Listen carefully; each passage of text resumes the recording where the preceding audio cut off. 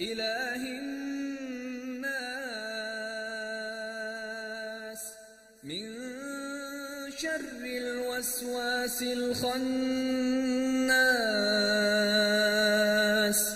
الذي يوسوس في صدور الناس من الجنة والناس.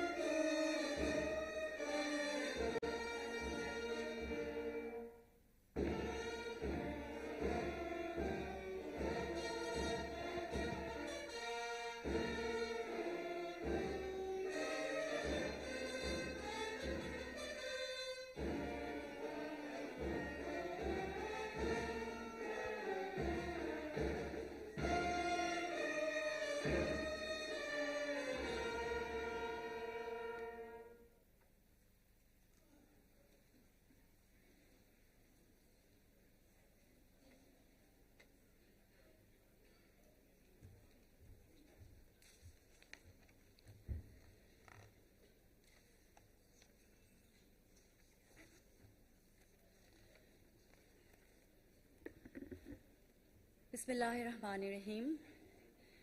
Assalamu alaikum, good morning, and a very warm welcome to all our distinguished guests, delegates, and our speakers to the 6th edition of the Leaders in Islamabad Business Summit 2023.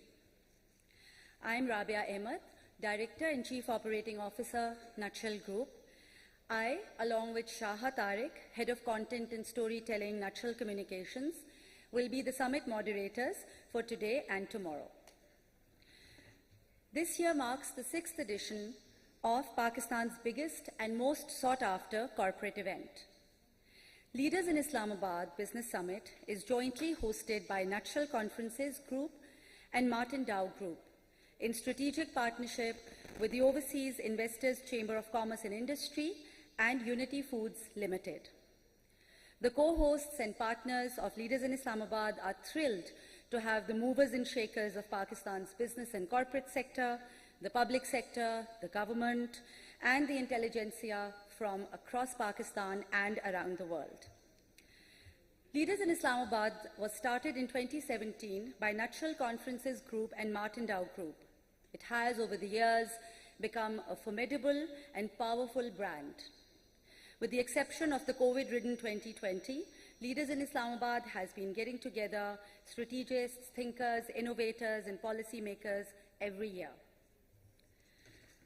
This year's theme, the big rethink, actually it's been very carefully selected. I think we need a big rethink in every sphere, in every domain that we can think of, particularly in the context of Pakistan. Whether we look at it from the organizational perspective, diversity, inclusion, digitization, leadership, business process re-engineering, marketing, innovation, everything requires a recalibration, a rethink, because the world has been changing so rapidly. Coming to Pakistan, a critical evaluation, re-evaluation, rethink is required about where we've gone wrong, whether it's our economic indicators, our healthcare, education, employment. We've all often quoted a very well-known statistic from the Pakistan National Human Development Report 2017, that Pakistan has more than 60% of its population under the age of 30. But what most of you might not know is that Pakistan has more young people today than it ever has, and this trend is expected to continue till 2050. So despite this huge youth bulge, which can be the engine of development, despite so much potential, our natural resources, our geostrategic location, why is it that we've not skyrocketed on the path to prosperity? In the regional context, we are today looking at new partnerships and new alliances evolving. We're looking at very small countries becoming economically very strong. And all of this will have a great impact on the way we forge our relationships with different countries, on the way we do business. So the big rethink is actually about all of these areas. And this is what we'll be talking about today in the 6th edition of the Leaders in Islamabad Business Summit. From disruptive strategies to energy and food security, from digital transformation to education to DEI, all of this and much more will be discussed today and tomorrow. So we look forward to 2 days of electrifying conversations, inspirational addresses, and disruptive thinking. So before we formally start, I'd like to thank our partners and sponsors, our financial partner, Faisal Bank Limited, our energy partner, K Electric, technology partners, SAP and TMC, our sponsors, U Microfinance Bank, NBP Funds, Telenor Microfinance Bank and EasyPesa, our research partner, S&P Global, our strategic partners, Corporate Pakistan Group and Mobilink Microfinance Bank, our knowledge partner, ACCA, and our outreach partners, VCast and Optimize Digital. Ladies and gentlemen, please give them a round of applause. So this year's edition has brought together 55 national and international speakers who will rethink and reshape the business worlds of today and tomorrow. We're grateful to all of our speakers who've taken time out to join us, especially our international speakers. Most of them have been globe-trotting. Many of them have not had a lot of rest over the past few days. So we're humbled by your presence, and we're thrilled to have a multi-continent, multi-ethnic group all under the same roof. We also have 44 speakers from Pakistan, and these are the who's who of the country. All in all, this is a stellar lineup of speakers and panelists. I think they also deserve a huge round of applause, ladies and gentlemen. This wasn't very huge, though, the applause. Okay, so with this, I would like to formally begin the inaugural session on the Big Rethink, and I will invite founder and CEO Nutshell Group, founder Corporate Pakistan Group, former Minister of State and Chairman Board of Investment and President Marketing Association of Pakistan, Mohammad Asfar Ehsan, for his welcome address.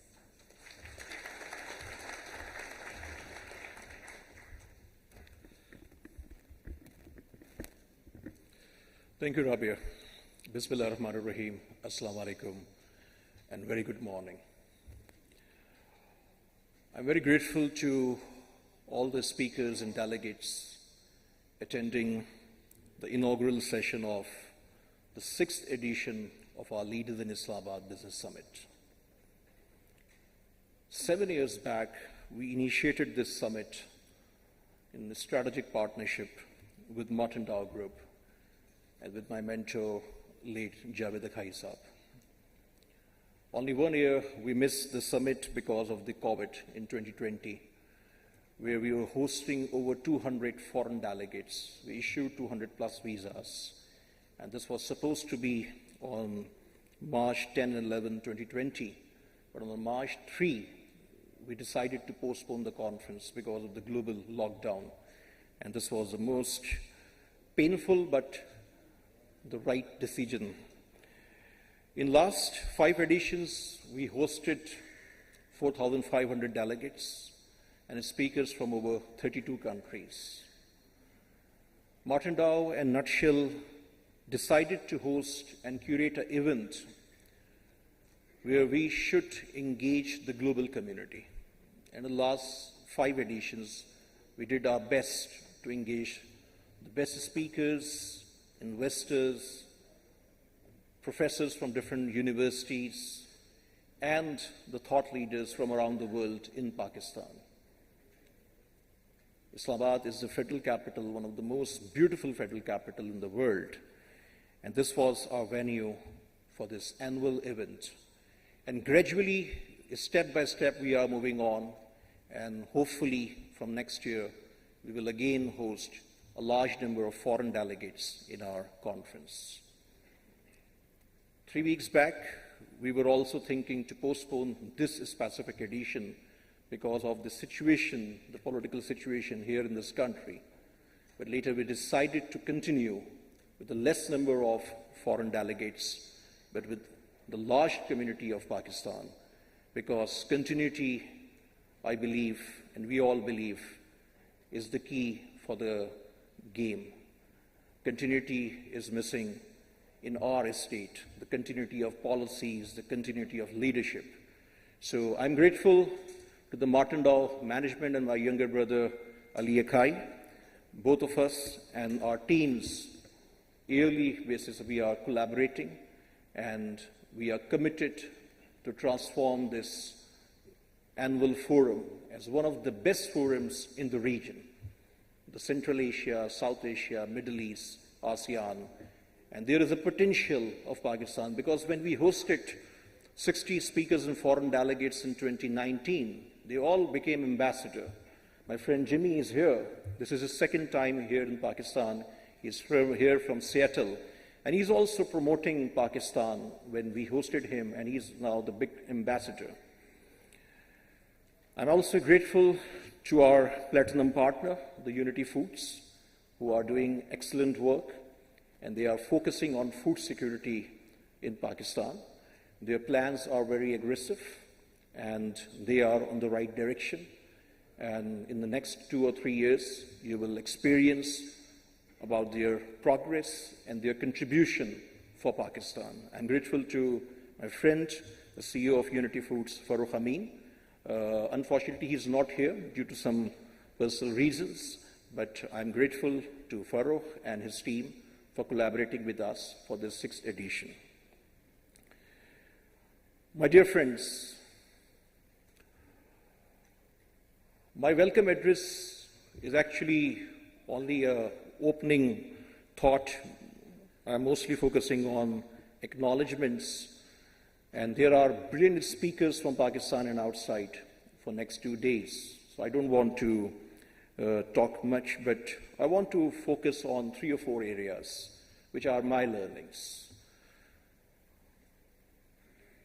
और मैं उर्दू में कहूँगा with my Pakistani colleagues कि my first learning is कि सबसे पहले as a state, as Pakistani, as political party, as government, as military, as bureaucrat, as judiciary, as media, as a corporate sector, as a common citizen of Pakistan, collectively हम सच बोलना सीखें. जब हम एक organisation को रन करते हैं तो उसकी एक बैलेंस शीट बनाते हैं. Doctor Ishrat is here, he knows better. Black and white में देखते हैं कि this is the status. Unfortunately, we are wasting our time. And when I joined the government, I served for only 6 months. But I believe, without any exaggeration, without any emotions, without any assumptions, purely on ground reality, like in Pakistan is genuinely a land of opportunities. In every sector of our economy, there is a potential of few $1 billion of investment. Look at our FDI inflow annually right now. But there is a potential of few $1 billion from 6 to 8 countries annually, from different sectors annually. This is actually up to us. And my 4 learnings are that number 1 issue, in my personal opinion, is the incompetence. Incompetence and incompetence. Even not the corruption. There is zero tolerance on corruption. But where we are standing is because of incompetence. The second issue, I believe, is the lack of political will or individual's will. The third learning is the lack of collaboration. The collaboration amongst different stakeholders, the government, the civil society, the business houses, the bureaucracy, the military. And there is no long-term plan, there is no long-term strategy. I believe that everything is on ad hoc basis, except few projects. And the fourth point I learned, everyone knows, is lack of continuity. Continuity of policies, continuity of leadership. So before imagining a large number for FDI, sustainable FDI, we should facilitate the existing investors in Pakistan, whether local investors or the foreign investors. Without facilitating the existing investors, you can't achieve a sustainable large number of FDI in Pakistan. So my learning is that there is a need of complete overhauling of the system, the bureaucratic system. And who will do it? The Prime Minister and his cabinet. And I'm not talking about any specific government or any political party. I'm talking about the state of Pakistan. Whoever is in the government, whoever is in the Prime Minister House and in the cabinet, this is their responsibility. Bureaucrats will never change the system. We should design a system. And Dr. Ishrat wrote a book also, and his recent book also covering many points. And today, by the way, is the soft launch introduction of his new book, Pakistan Economic Challenges and Solutions. And we are hosting his exclusive conversation in the second session from 11:30 to 12. So there is a need of big rethink for everyone, that how long we will continue with the same momentum. This is not possible. I was discussing with an investment minister of a very important country, and he was sharing with me that you are becoming irrelevant. He's the biggest ambassador of Pakistan, but he said you are becoming irrelevant. Because as a state, we are wasting the time of many investors, many countries, whether this is China or Saudi Arabia or many other countries. And I'm saying this with complete responsibility. This is what I observed and I'm observing.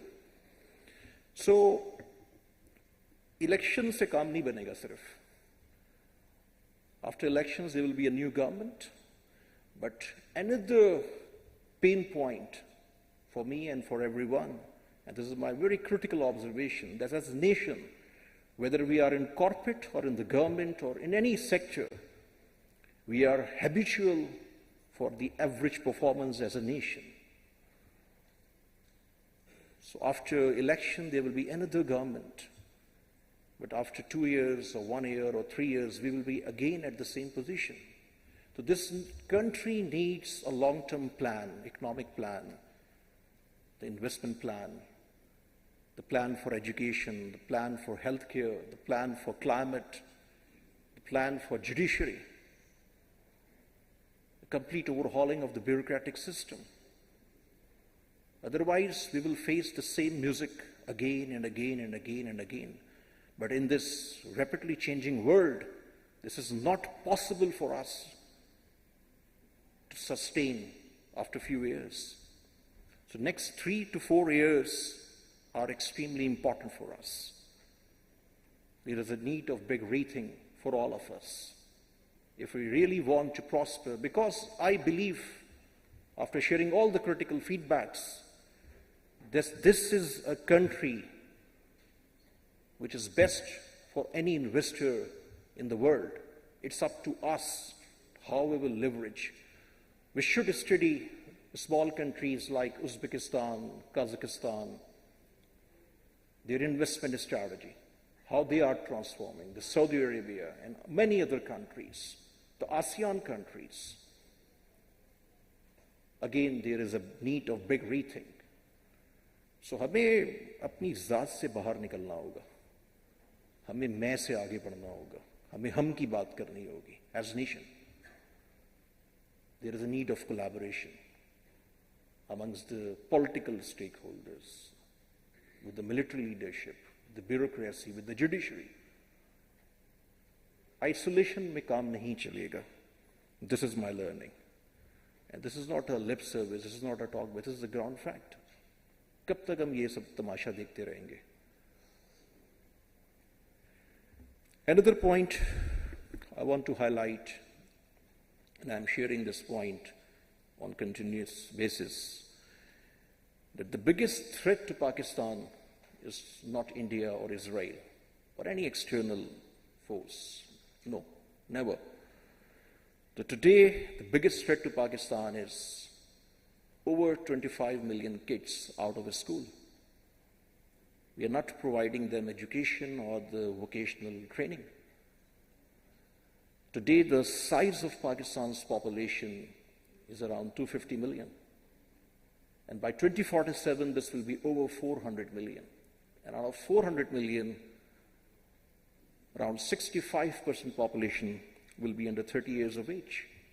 So imagine that if you are not providing education or vocational training to these 25, 30 million kids, what will happen after 8 or 10 years? So this is our responsibility as a state of Pakistan to convert this youth bulge into our asset. Otherwise, this will be a disaster for this country. So there is a big need rethink for our education system. Another point I want to highlight is the role of media. In this age of digitalization, in this age of media, there is a huge responsibility of media and the social media. Social media is completely independent. But what we are producing in our TV channels, especially from 6 p.m. to 10, 12 p.m., is something very alarming. 6 से 12 आप TV देखते लगता है कि सुबह पाकिस्तान नहीं होगा, but Pakistan सुबह वैसे ही होता है, जगमगा रहा होता है. 6 months अगर आप ये टीवी चैनल्स में जो पॉलिटिकल एक तमाशा चलता है, मस्त एक तमाशा चलता है, उसको बंद कर दें, तो आपकी नेशन बिल्डिंग में आपको बड़ी सपोर्ट मिलेगी. It's a very critical role of media for the nation building. So this is another point I want to highlight. So I'm grateful to all the foreign speakers here. My friend Khan is here. Khan is the group CEO of WION, the parent organization of JAS. And he's my very dear friend. He's here especially. And I experience how he's marketing Pakistan in other countries. We were sharing a stage during a conference in Uzbekistan last year with over 200,000 delegates from over 70, 80 countries. And he was the biggest ambassador in Uzbekistan for Pakistan because of his personal experiences, despite challenges and all. So Khan, on behalf of Pakistan, I'm grateful to you as the CEO of WION to promote Pakistan, to share your experiences, because I personally experienced in front of the global community.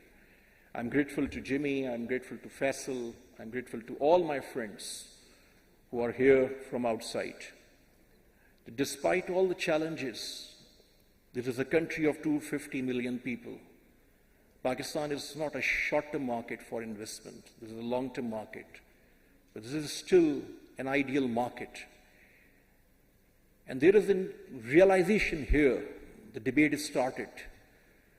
There is a need of patience, there is a need of continuity, of raising your voice. Inshallah, in next few years, I'm still optimistic and very much optimistic that Pakistan will be on the right track with the right policies, with the continuation of leadership, with the continuation of policies, and in a collaborative environment, with the political will or individuals' will, we will transform this country as a prosperous nation in the world. Thank you very much. Thank you for your presence. Pakistan Zindabad.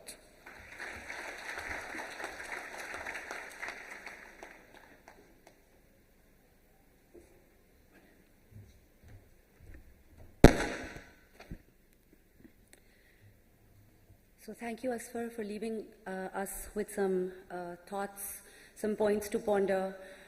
Interestingly, I was reading that he mentioned out-of-school children.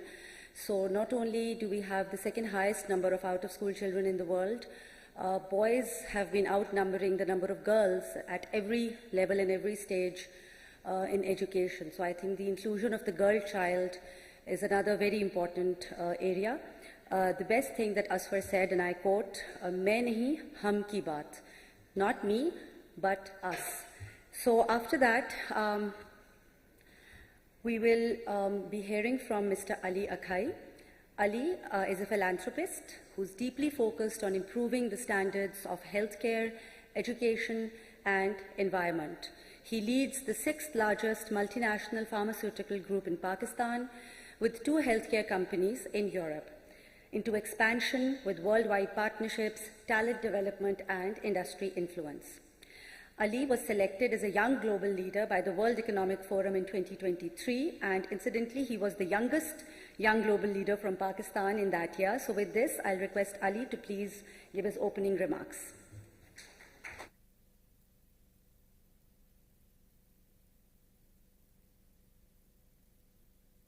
Thank you, Rabia, for that elaborate introduction.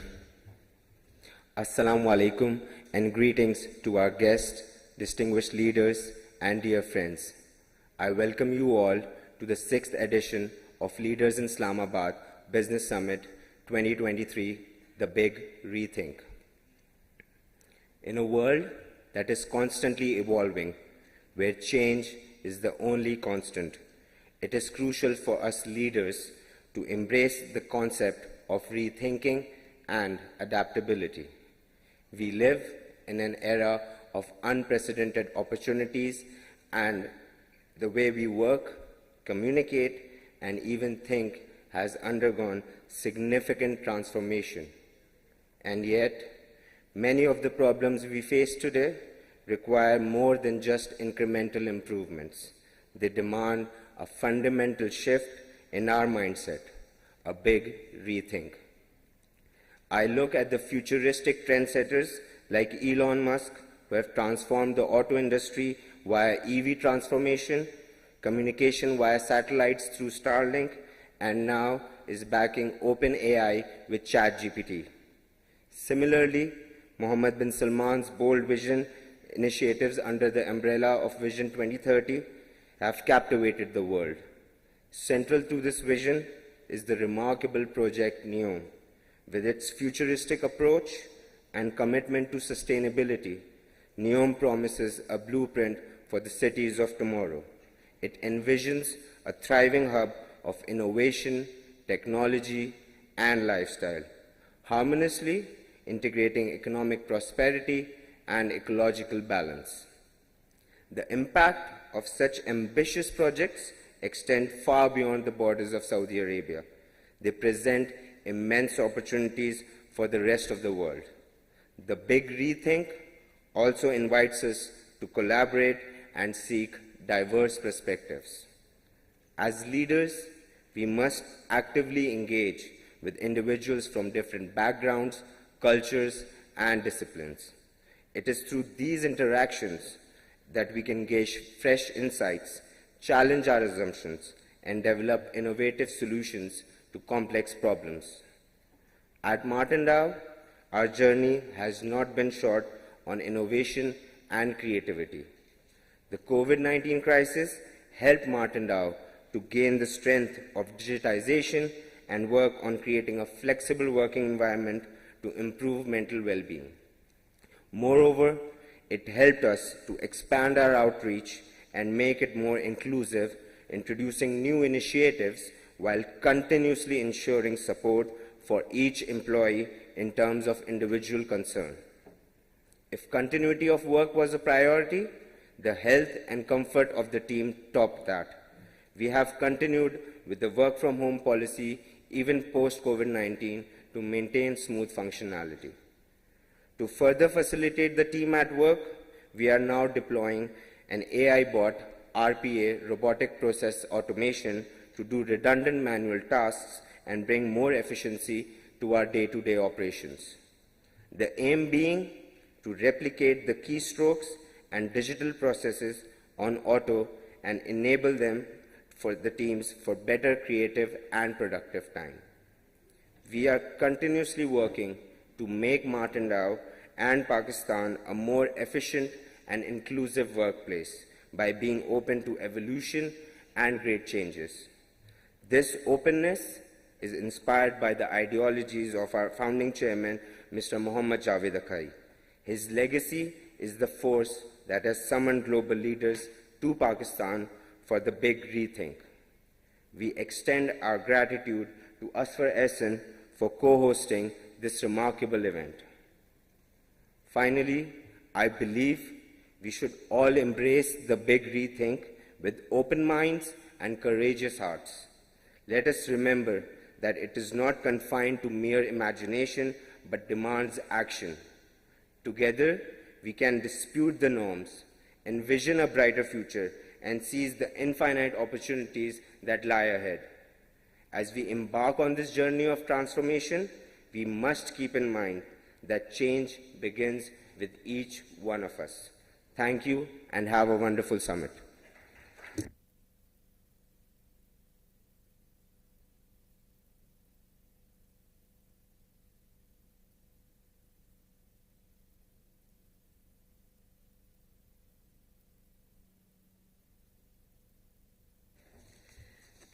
So thank you very much, Ali. It's heartening to see how at Martindale you've actually done a big rethink in terms of employee well-being and matching productivity with well-being for your employees and flexi-work environment. And yes, let's all embrace the big rethink. With this, I'm now going to come to the only female speaker in the inaugural session, Dr. Zilaf Munir, Managing Director and CEO, English Biscuit Manufacturers Private Limited. EBM has grown exponentially under Dr. Zilaf's leadership. It has become the largest national FMCG and biscuit and cake manufacturer in Pakistan, while also consecutively winning the Best Place to Work award. Ladies and gentlemen, we have been joined by Professor Ehsan Iqbal, Federal Minister for Planning, Development and Strategic Initiatives. Thank you, sir. All right, coming back to my intro of Dr. Zilaf Munir. So her 30-year career spans from medical practice to managing a multi-state organization to serving on the boards of various for and not-for-profit organizations. She's a director at the Pakistan Business Council. She's the chairperson of the Pakistan Advertisers Society, chairperson of the Eye Care Foundation, and a board member of the LIIBS Foundation. She also serves on the jury of the Institute of Banking, Pakistan Banking Awards Committee. With this, I'd like to welcome Dr. Zilaf Munir for her keynote address.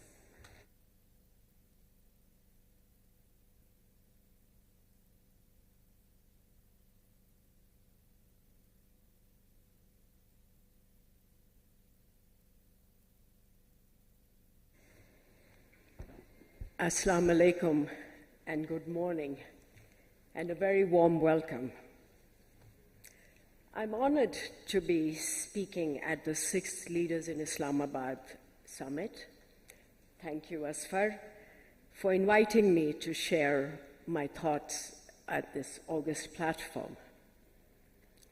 Friends, colleagues, countrymen and women, like you, I have some troublesome thoughts hovering in my mind.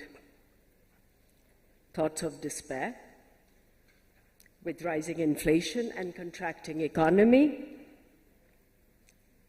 Thoughts of anger with the blame games played when all witnessed the collapse of our aspirations and we moved beyond the tipping point.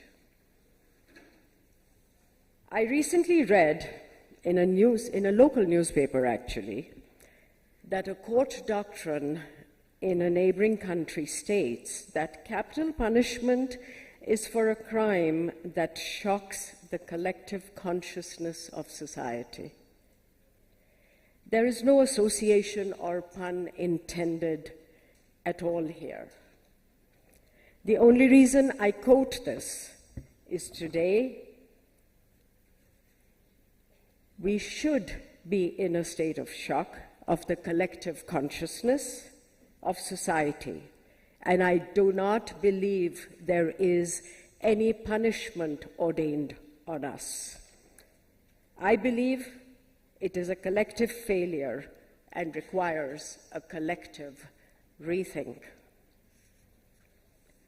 So let me put a little bit of perspective. Economy. Pakistan's GDP growth estimates for this fiscal year fallen to 0.29%.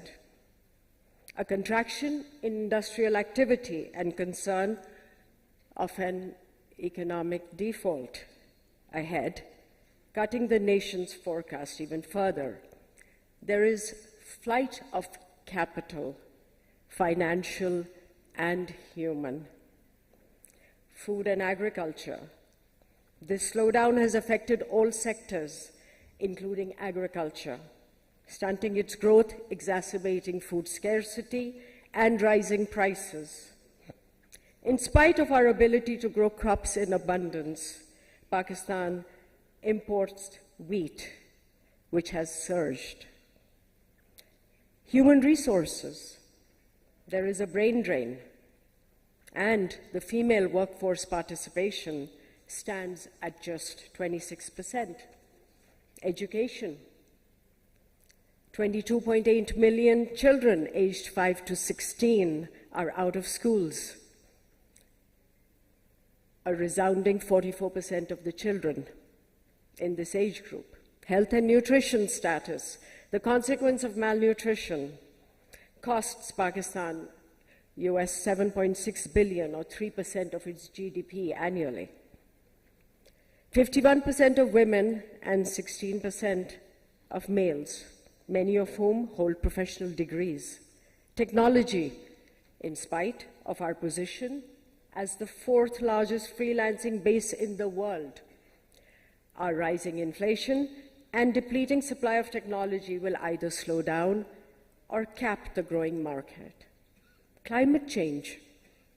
Climate change disasters since last year alone have led to over 1,700 fatalities and the displacement of 8 million people.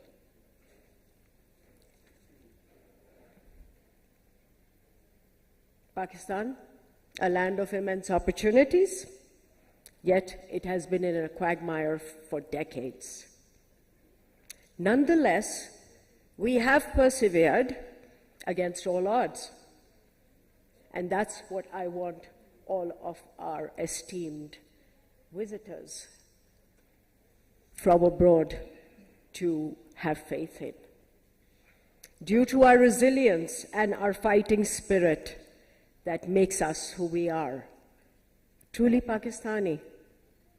In the next 36 hours, we will hear from subject matter experts in the fields of economics, technology, sociology, education, climate change, national security, food, agriculture, to identify a few. While each sector has a role to play and challenges to address, there is a larger conversation on the common threads that exist in every vertical of industry and society.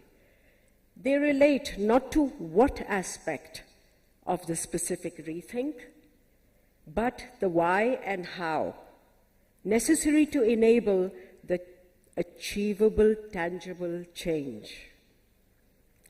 What I consider imperative is a rethink of our mindsets. We need creative thinking.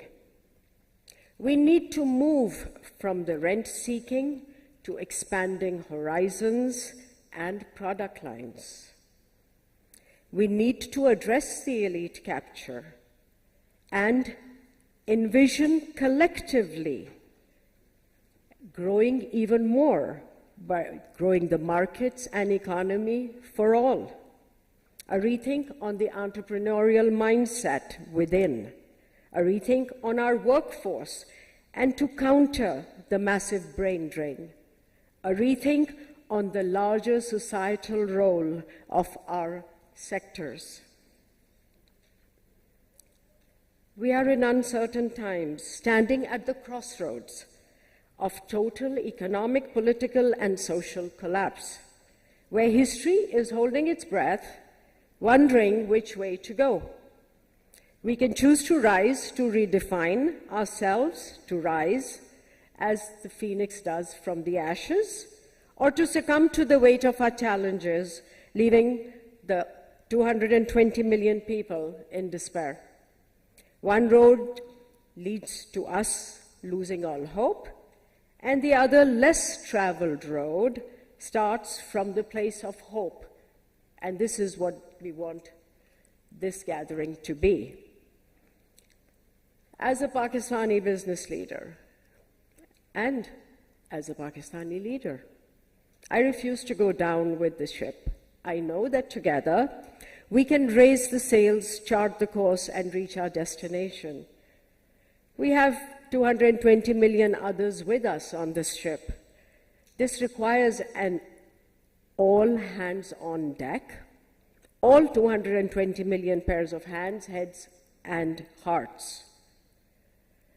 The outcome of a successful rethink would be that the innate dissatisfaction we feel with current situation, leading not to despair but to hope, combined with ruthless self-determination and self-examination to lead to development, and frequent pursuit of agency, of which there is such lack of, for a better alternative reality.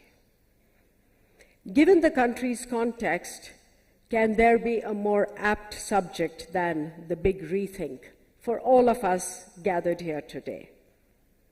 We are here to talk about the present and how we will change it, so when it becomes the past, it is a path and past worth us having. So let's start with us, the leaders, the change makers, and what can we do? We can inspire. We often become too focused on managing rather than leading. People and decisions are pivotal. We, as the private sector, need to be taking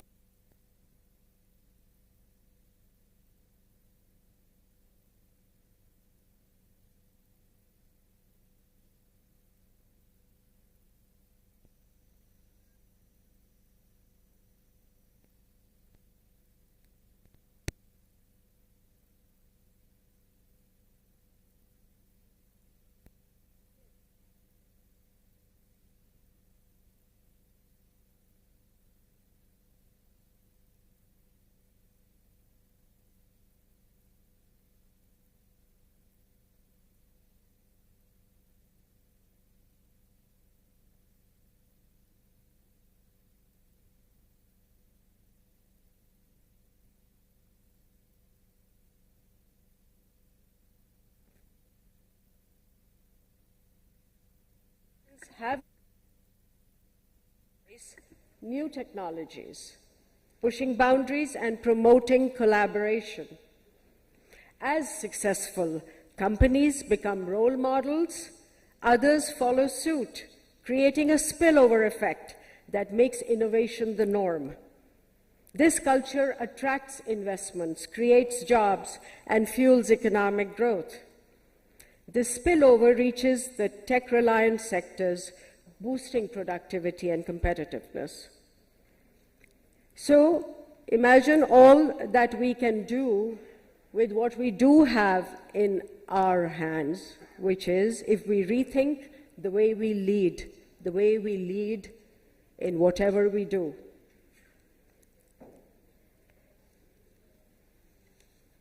Next, where would we benefit from our entrepreneurial spirit and reinvention within Pakistan?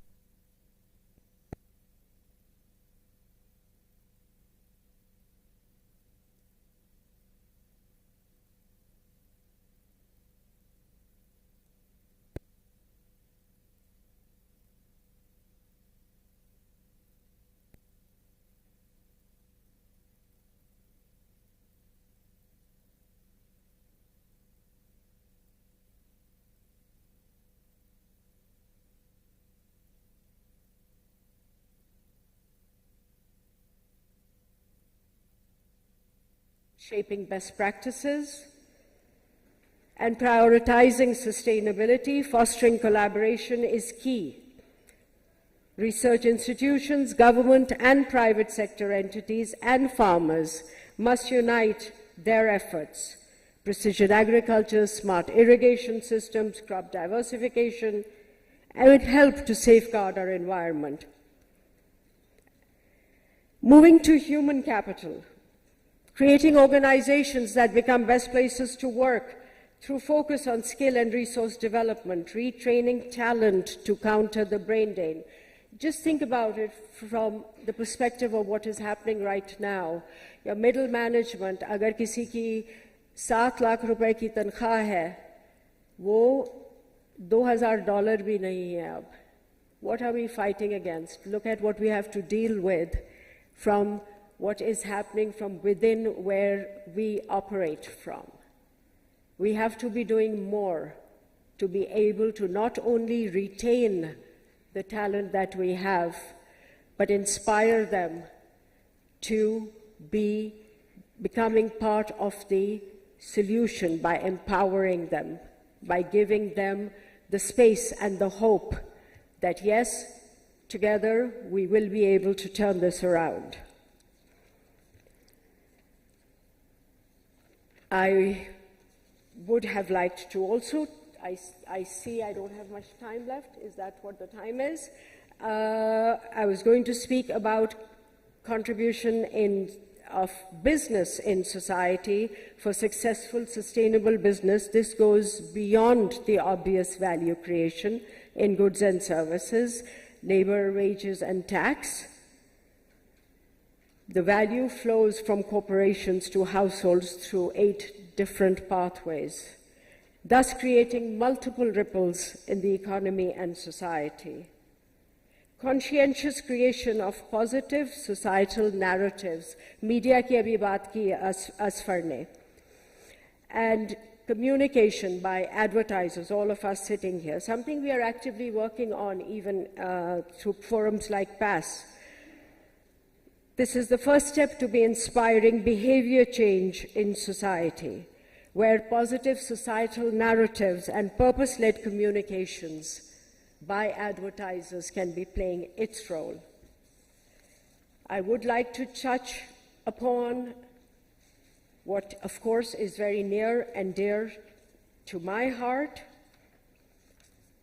from transformational culture to the big rethink, what we spoke about, human capital and diversity. What of our work and social cultures? Are we creating spaces to foster diversity? Do we need a rethink on inclusion? As we know, smart economics to ensure gender equality. It's not just a matter of justice or a good to have item on your corporate communication agenda. It is really a strategic economic imperative. So, with the right policies in place, with the thinkers and leaders like all of you in place, and our hearts in the right place, and the ability to at least talk about, even if we do not have the agency to implement these policies and planning and long-term planning, as Asfar spoke about. So the next 2 years to 5 years will be challenging, but as leaders, we are hardwired to deal with challenges. We see the big picture, and we are able to clear the fog, to charter through the unknown. We can't isolate ourselves from what's happening around us. This isn't someone else's problem. We need to work towards this together. We need to ensure that our success benefits everyone and makes a much wider impact. And through deliberate cultivation of excellence, we can initiate a transformative cascade to shape our future. I want to end my talk with a quote from another inspiring leader, Jack Ma, who said, "The world will not remember what you said. but it will certainly not forget what you have done. So, my dear Pakistanis and friends of Pakistan, this is indeed the time to rethink our actions. It's not the time for talk, but it is the time for the rethink and what comes out of our rethink. Thank you very much. Look forward to hearing from all the experts in the fields about all the various segments that I have tried to highlight in my speech. Thank you very much.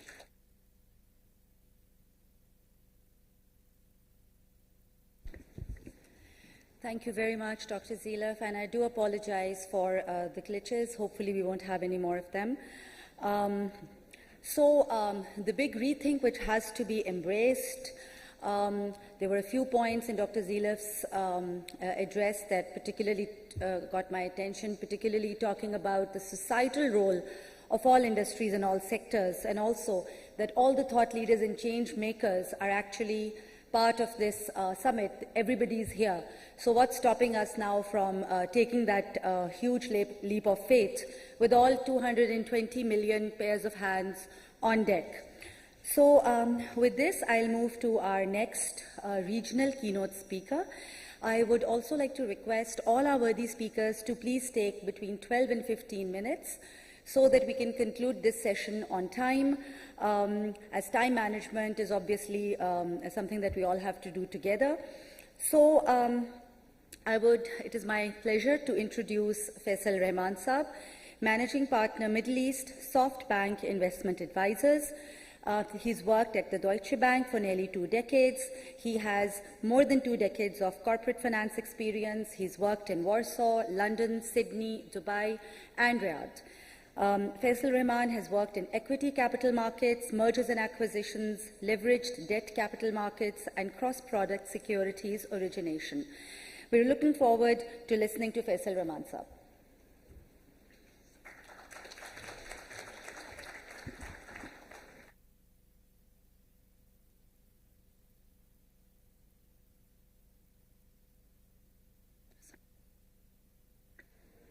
It's working now, right? Excellencies, ladies and gentlemen, Assalamu alaikum. Good to be back here in Islamabad. The topic that I've been assigned is digitization. A lot of inspiration from speakers that came before me. I don't have any prepared comments, so I'll just share some open perspectives with you. Now, digitization, as many of you know, perhaps better than me, is a national priority agenda for many countries around the world. And this agenda is typically the purview of policymakers, subject matter experts, technologists. I am none of that. So what I will share with you is just a foreign investor's perspective as to why digitization and transformation of an economy using digitization matters to a foreign investor. At SoftBank, we have deployed some $170 billion around the world, literally around the world. From Australia to Brazil and everything in between, we've invested in about 450 companies. And we get a good perspective from a country and geography perspective as to what works and what doesn't work. I would say something that you may find a little bit hard to believe, but our perspective, and stand corrected if that's wrong, our perspective is that the conventional wisdom of moving workers from farms to factories to increase productivity and to create a surplus of exportable goods is an old theory. In today's world, where you have deglobalization, and it's real, we are seeing it in our businesses. We are very large investors in the semiconductor business around the world. We're seeing it today. There is deglobalization happening. There is nearshoring. There is onshoring. So in a world which is deglobalizing, in a world that is actually embracing protectionism, in a world where factory automation is real, in that world, a quest for industrialization alone as a strategy for economic prosperity and a means to provide jobs for future generations is an exercise in futility. You need to combine this with having a very steadfast vision on digitization of your economy and embracing technology as an enabler. I'll give you two examples, two countries that we looked at and invested in. One was India, and the other is Indonesia. Both very large Asian countries. Obviously, India is much bigger than Indonesia from a population perspective, but the GDP per capita of Indonesia is double that of India. Having said that, our experience was that India was a better investment market in the end than Indonesia was. Many reasons for that, but two principal reasons in our observation were: first, India had a national digital infrastructure, almost a public utility, that was available to its private sector to develop businesses on top of. It had a local private sector that was a provider of capital domestically before they actually even come and approach the foreign investors. If I now double-click on the national infrastructure that they have built in the digitization space, it's quite incredible. They started off about 7, 8 years ago, I would say. They started off by actually looking at biometric verification as a means to achieve a completely different objective. But it penetrated so fast that it became a means for identification around the country that could then be used and embedded into what they call the India stack. The India stack is nothing more than multiple layers of digital platforms. These digital platforms include a universal payment interface, which allows you to actually move money peer-to-peer, peer-to-merchant across the country. 8 billion transactions, 8 billion. 8 billion transactions worth just under $300 billion were undertaken on UPI just in the month of January this year. Such is the power of this infrastructure that they have built.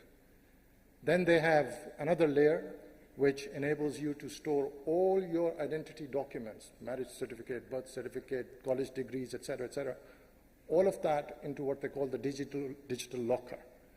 When you actually put this as a stack and start to mobilize this stack across your technology infrastructure, the customer acquisition cost for any application built on top of it is actually very low. When my investment committee, which is global in nature, we don't have regional allocations, we have global allocations. When my investment committee looks at a business coming from India, which has a very low customer acquisition cost, the unit economics naturally start to make sense. The GDP per capita advantage of Indonesia, which lacks that infrastructure, cannot compete with the unit economics that India can offer because of this public utility that they have created. So the thought that I wanted to share with you as part of this rethink is, in Pakistan, we do have NADRA, which has done a phenomenal job in providing biometric verification, biometric identification to most of the nationals of the country. Great job. But is that NADRA biometric verification system being leveraged to do something else with it to actually transform the country and take it into the next decade of digitization? I don't think that's happening. I think there is ministerial ownership of NADRA under one ministry, and the digitization policy is perhaps being pursued by someone else, and I don't think they talk to each other. That's got to change. If I was to leave you with one message, it would be that don't create infrastructure which is walled gardens where you're trying to collect toll tax just to go on that infrastructure. Make that infrastructure ubiquitous. Allow people, private businesses, investors, to invest in businesses that can actually build value-added products and services on top of that infrastructure. That is something that would attract foreign direct investment. Another thing that we actually observed in India was the affinity of its domestic private capital to back this quest towards technology as a growth sector. We have not seen it to the same extent in Pakistan. It's changing. A lot of people are embracing this as an investment strategy. But in India, just to give you one small example, because that happened, it gave us a lot of confidence that if Indians are actually putting their life's earnings into this and the business case stacks up, then it must make sense for us as a foreign investor as well. Give you one example. During COVID, when the world was hunkered down, we were all counting death tolls in various countries and looking at vaccine distribution. Sputnik is better than Pfizer and so on and so forth. Mukesh Ambani raised under $20 billion. 18, I think, was the right number. Sovereign wealth funds, who's who of the world. Private equity investors, who's who of the world. When the capital markets were in free fall, he was raising this amount of money. Why? Because he was raising it for Jio. Jio has mass penetration in India. CAC is very low now. Broadband doesn't cost much. So what's next to do? Push the content. You can sell products and services through the Jio platform. Today, I sit in the Middle East. I've been in the region for about 11, 12 years now. Very connected in Saudi Arabia and the UAE from a policymaker's perspective. And I hear their views. They cannot have enough of India today.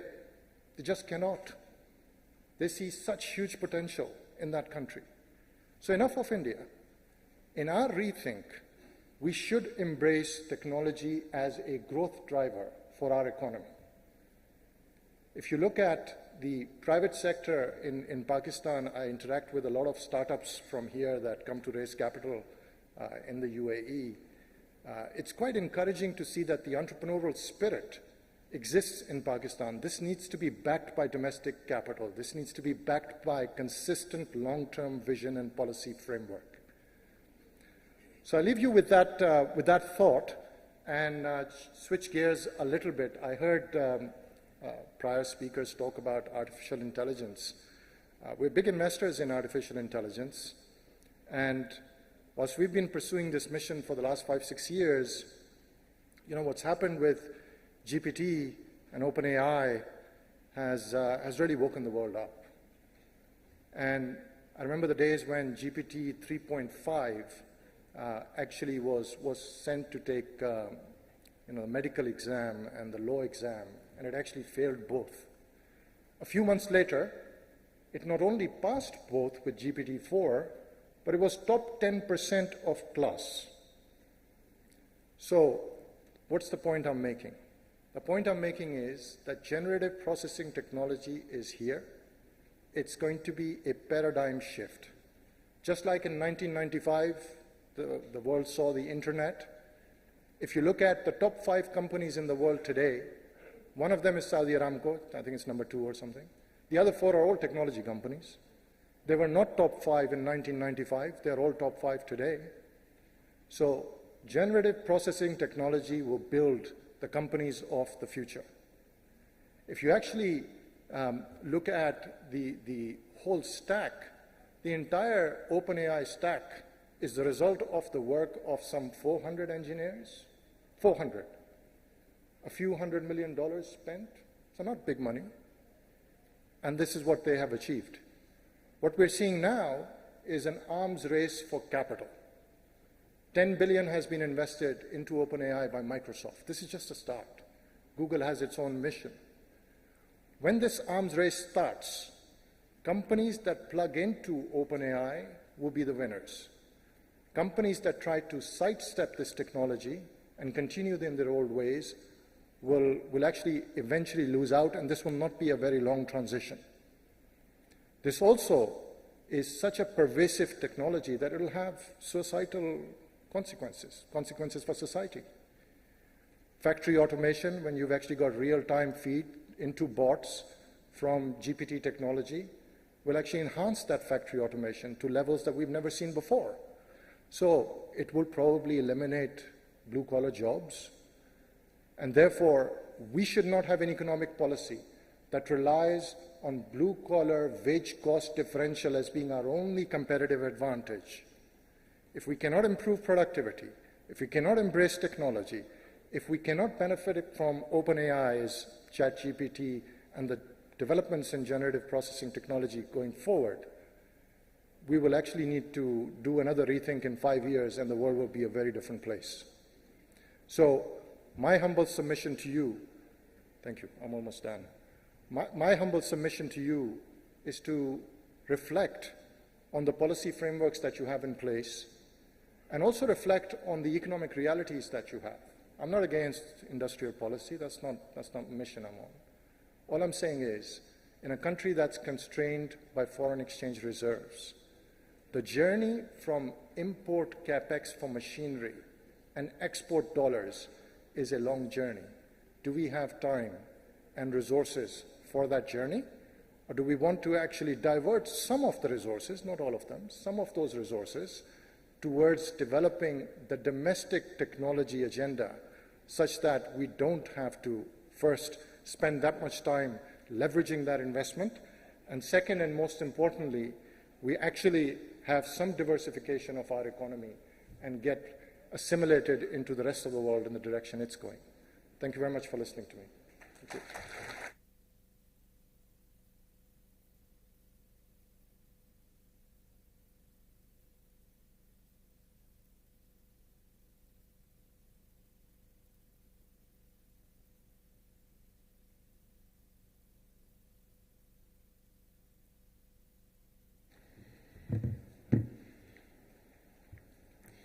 Thank you very much, Faisal Saab. In our rethink, let's embrace technology as an enabler for our economy. So with that, I'd some other advantages of technology, one of them being that we are trending on Twitter in Pakistan. I would encourage all of you to please tweet away, use our hashtags, #leaders in Islamabad, leaders in ISB. Please continue to use those. Also, we are joined by virtual attendees from across the world. This is a hybrid session which is being live streamed on the Nutshell YouTube channel, the Nutshell Facebook page, and the Nutshell LinkedIn pages. So for all those who are out there watching us, we're very happy to have all of you here with us. Also, ladies and gentlemen, the program schedule is on your tables, and if you want to look at the latest copy, there's a QR code which you can scan. All right, so with that, I'll now come to an international keynote speaker. Before the session started, I went up to the speaker and asked him how he pronounces his surname. You know, the worst mistake I think I can make as a moderator is mispronounce someone's name. So I went to him and I said, okay, so your first name is Khan, but how do you pronounce your surname? And he said, it's Tarziolu. Forget the G, and it's Tarziolu, and Tarzi means tailor. And I thought, oh, Darzi, tailor. Now I remember. So, Mr. Khan Tarziolu, we're very happy to have you with us. He's the Group Chief Executive Officer for VION. His career spans more than 3 decades in regional and global leadership roles in management consulting, technology, and telecom. He has served Turkcell as CEO, and he's led the successful digital transformation of the organization. He's also had global managerial roles at Cisco and Arthur Andersen, working across Europe and the United States. He's a GSMA board member, and he's served on the GSMA Foundation Board and the Advisory Board of the World Economic Forum's Center for the Fourth Industrial Revolution. He joined VION as Co-Chief Operating Officer in 2019, and he was appointed Group CEO in July 2021. We're very excited to hear from him. I welcome you for your international keynote, Mr. Tarziolu.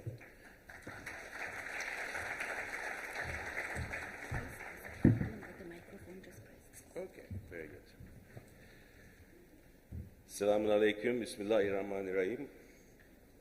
It's again a great pleasure to be here in Islamabad and to be in front of you. It's like second home to me in my, recent days, recent career.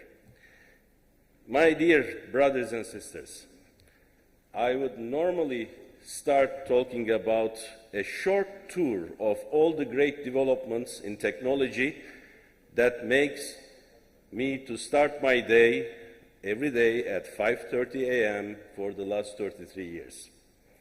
Make no mistake, I will get there. But first, allow me to address you as your brother, as a son of another large Muslim country, Turkey, which I know has a special place in your hearts. I am sure that over the past month, each one of you have spent many hours checking the news on your phones, glued to Tamasha TV in your homes, trying to make sense of recent political developments in your country. I am sure many of you have had concerns or questions whether this conference would go ahead. Yet today we are all here, coming together to discuss the future of this beautiful country, despite the questions some might have about its present status. Trust me, I have been there before many times in my home country, where the social fabric was stretched in previously unthinkable ways.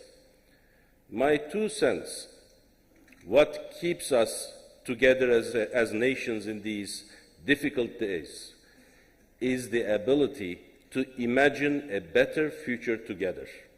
So do not give up on the power to imagine and imagining together. This is exactly what we are doing today. I am grateful to be part of this exercise with you, and I would like to thank my dear friend Asfar Hassan for inviting me and the Nutshell Group for organizing this event.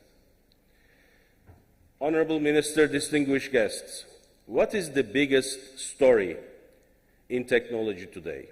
What is the big idea, the big rethink that will make the future of humanity brighter?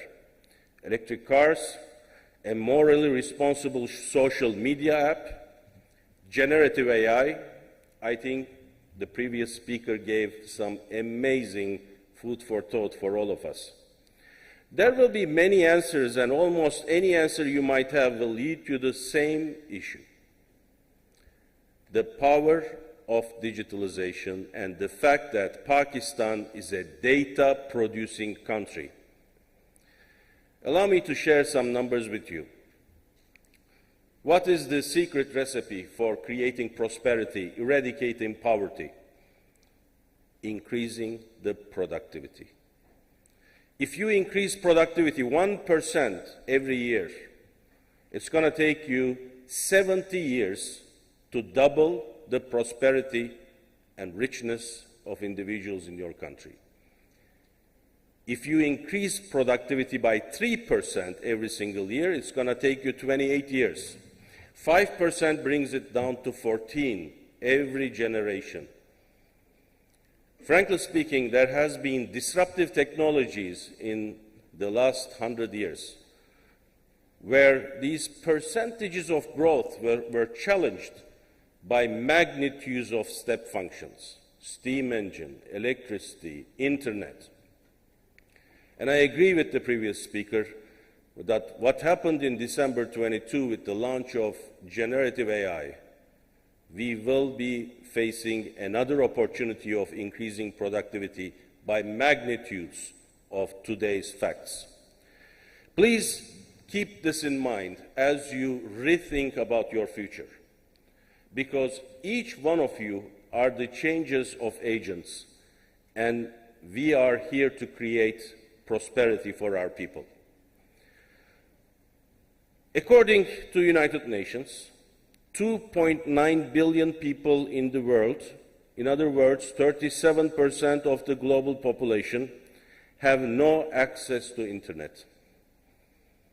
If data is the new oil, and the value and prosperity will be created through processing that data, this is an embarrassment. And it is not only about the lack of coverage. Most people actually in the world, much larger numbers, have coverage and access to internet. But it is lack of usage. It is lack of means to access the internet.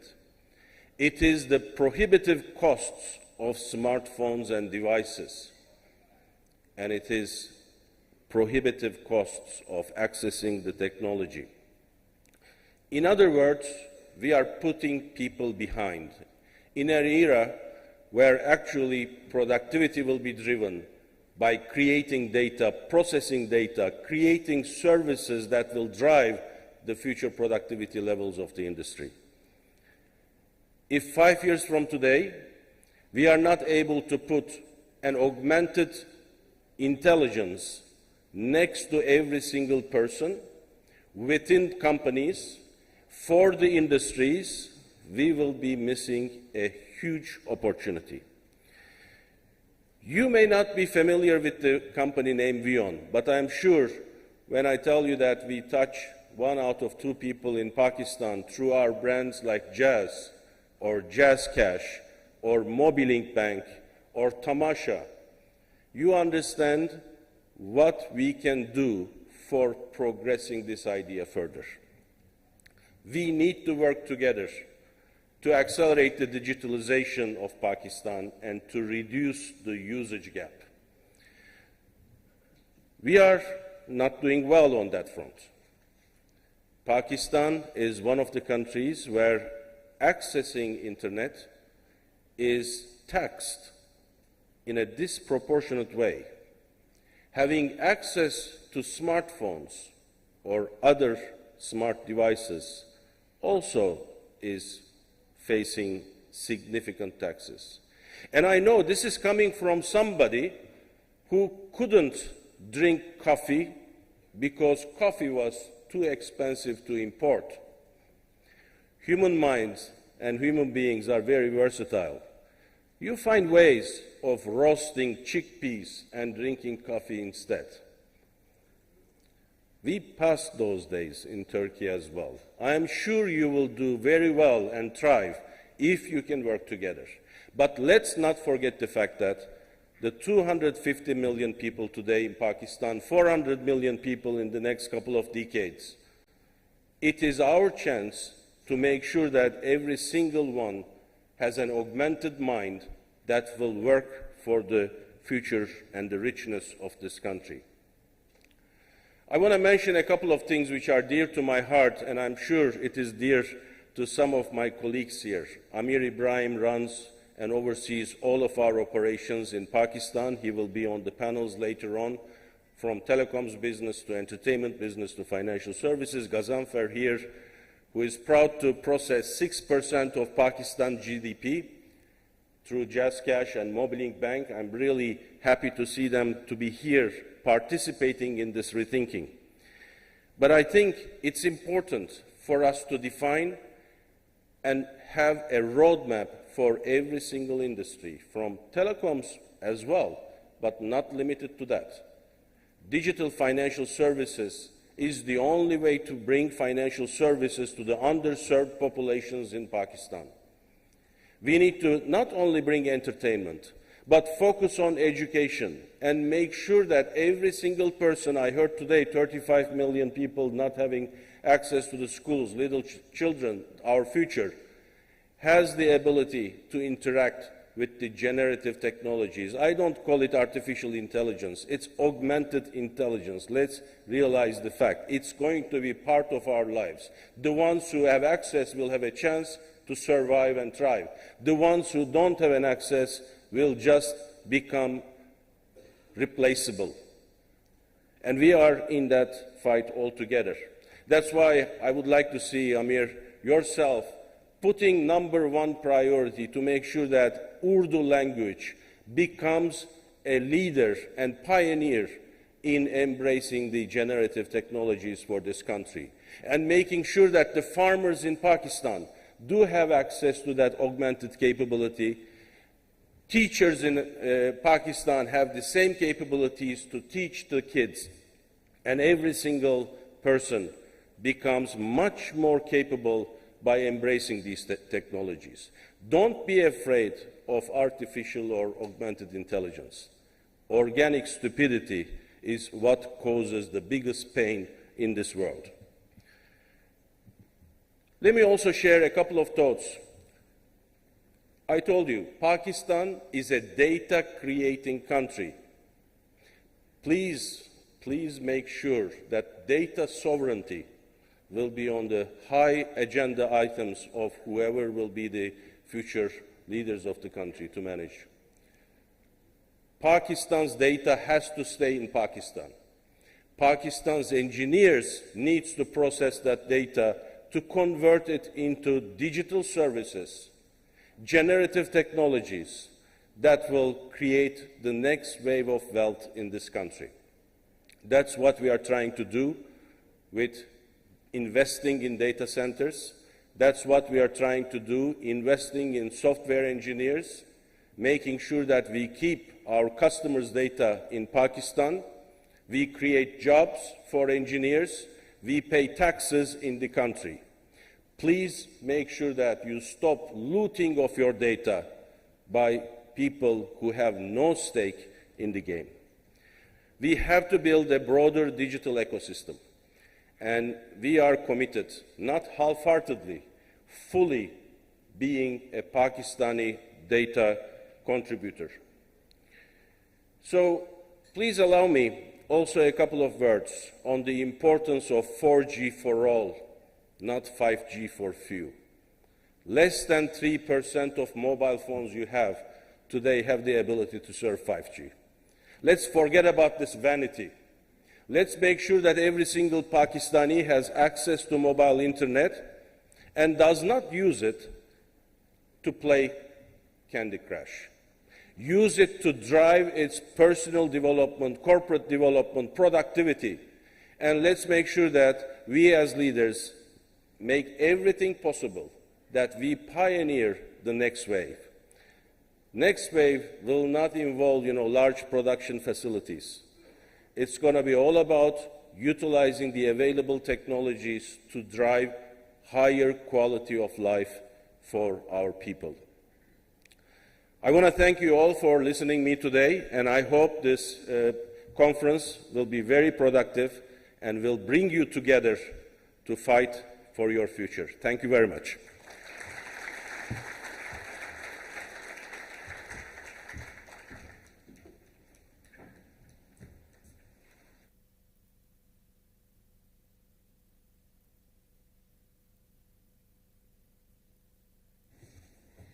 Thank you very much, Khan. That was indeed inspiring.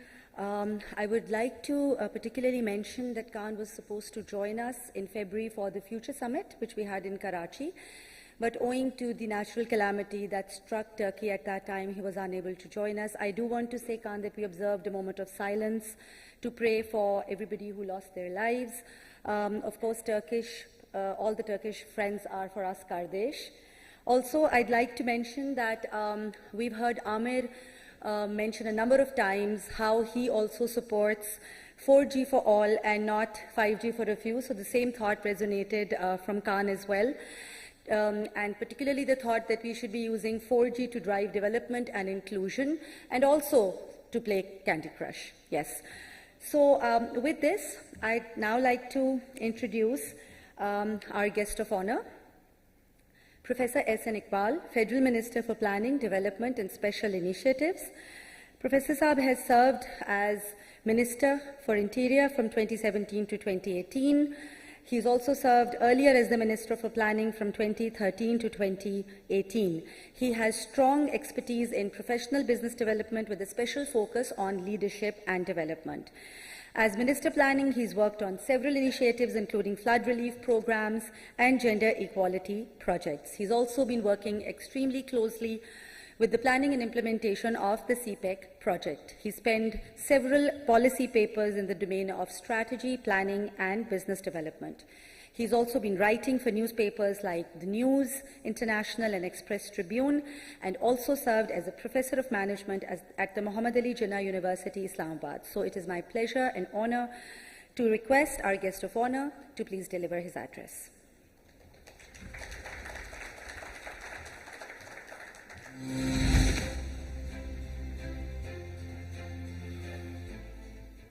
Bismillah ar-Rahman ar-Rahim. Mr. Asfar, distinguished guests, ladies and gentlemen, it is indeed a great honor and privilege for me to address this event. But first of all, let me acknowledge the success this event has achieved over the years, because I remember I was part of the first event which was organized here in Islamabad.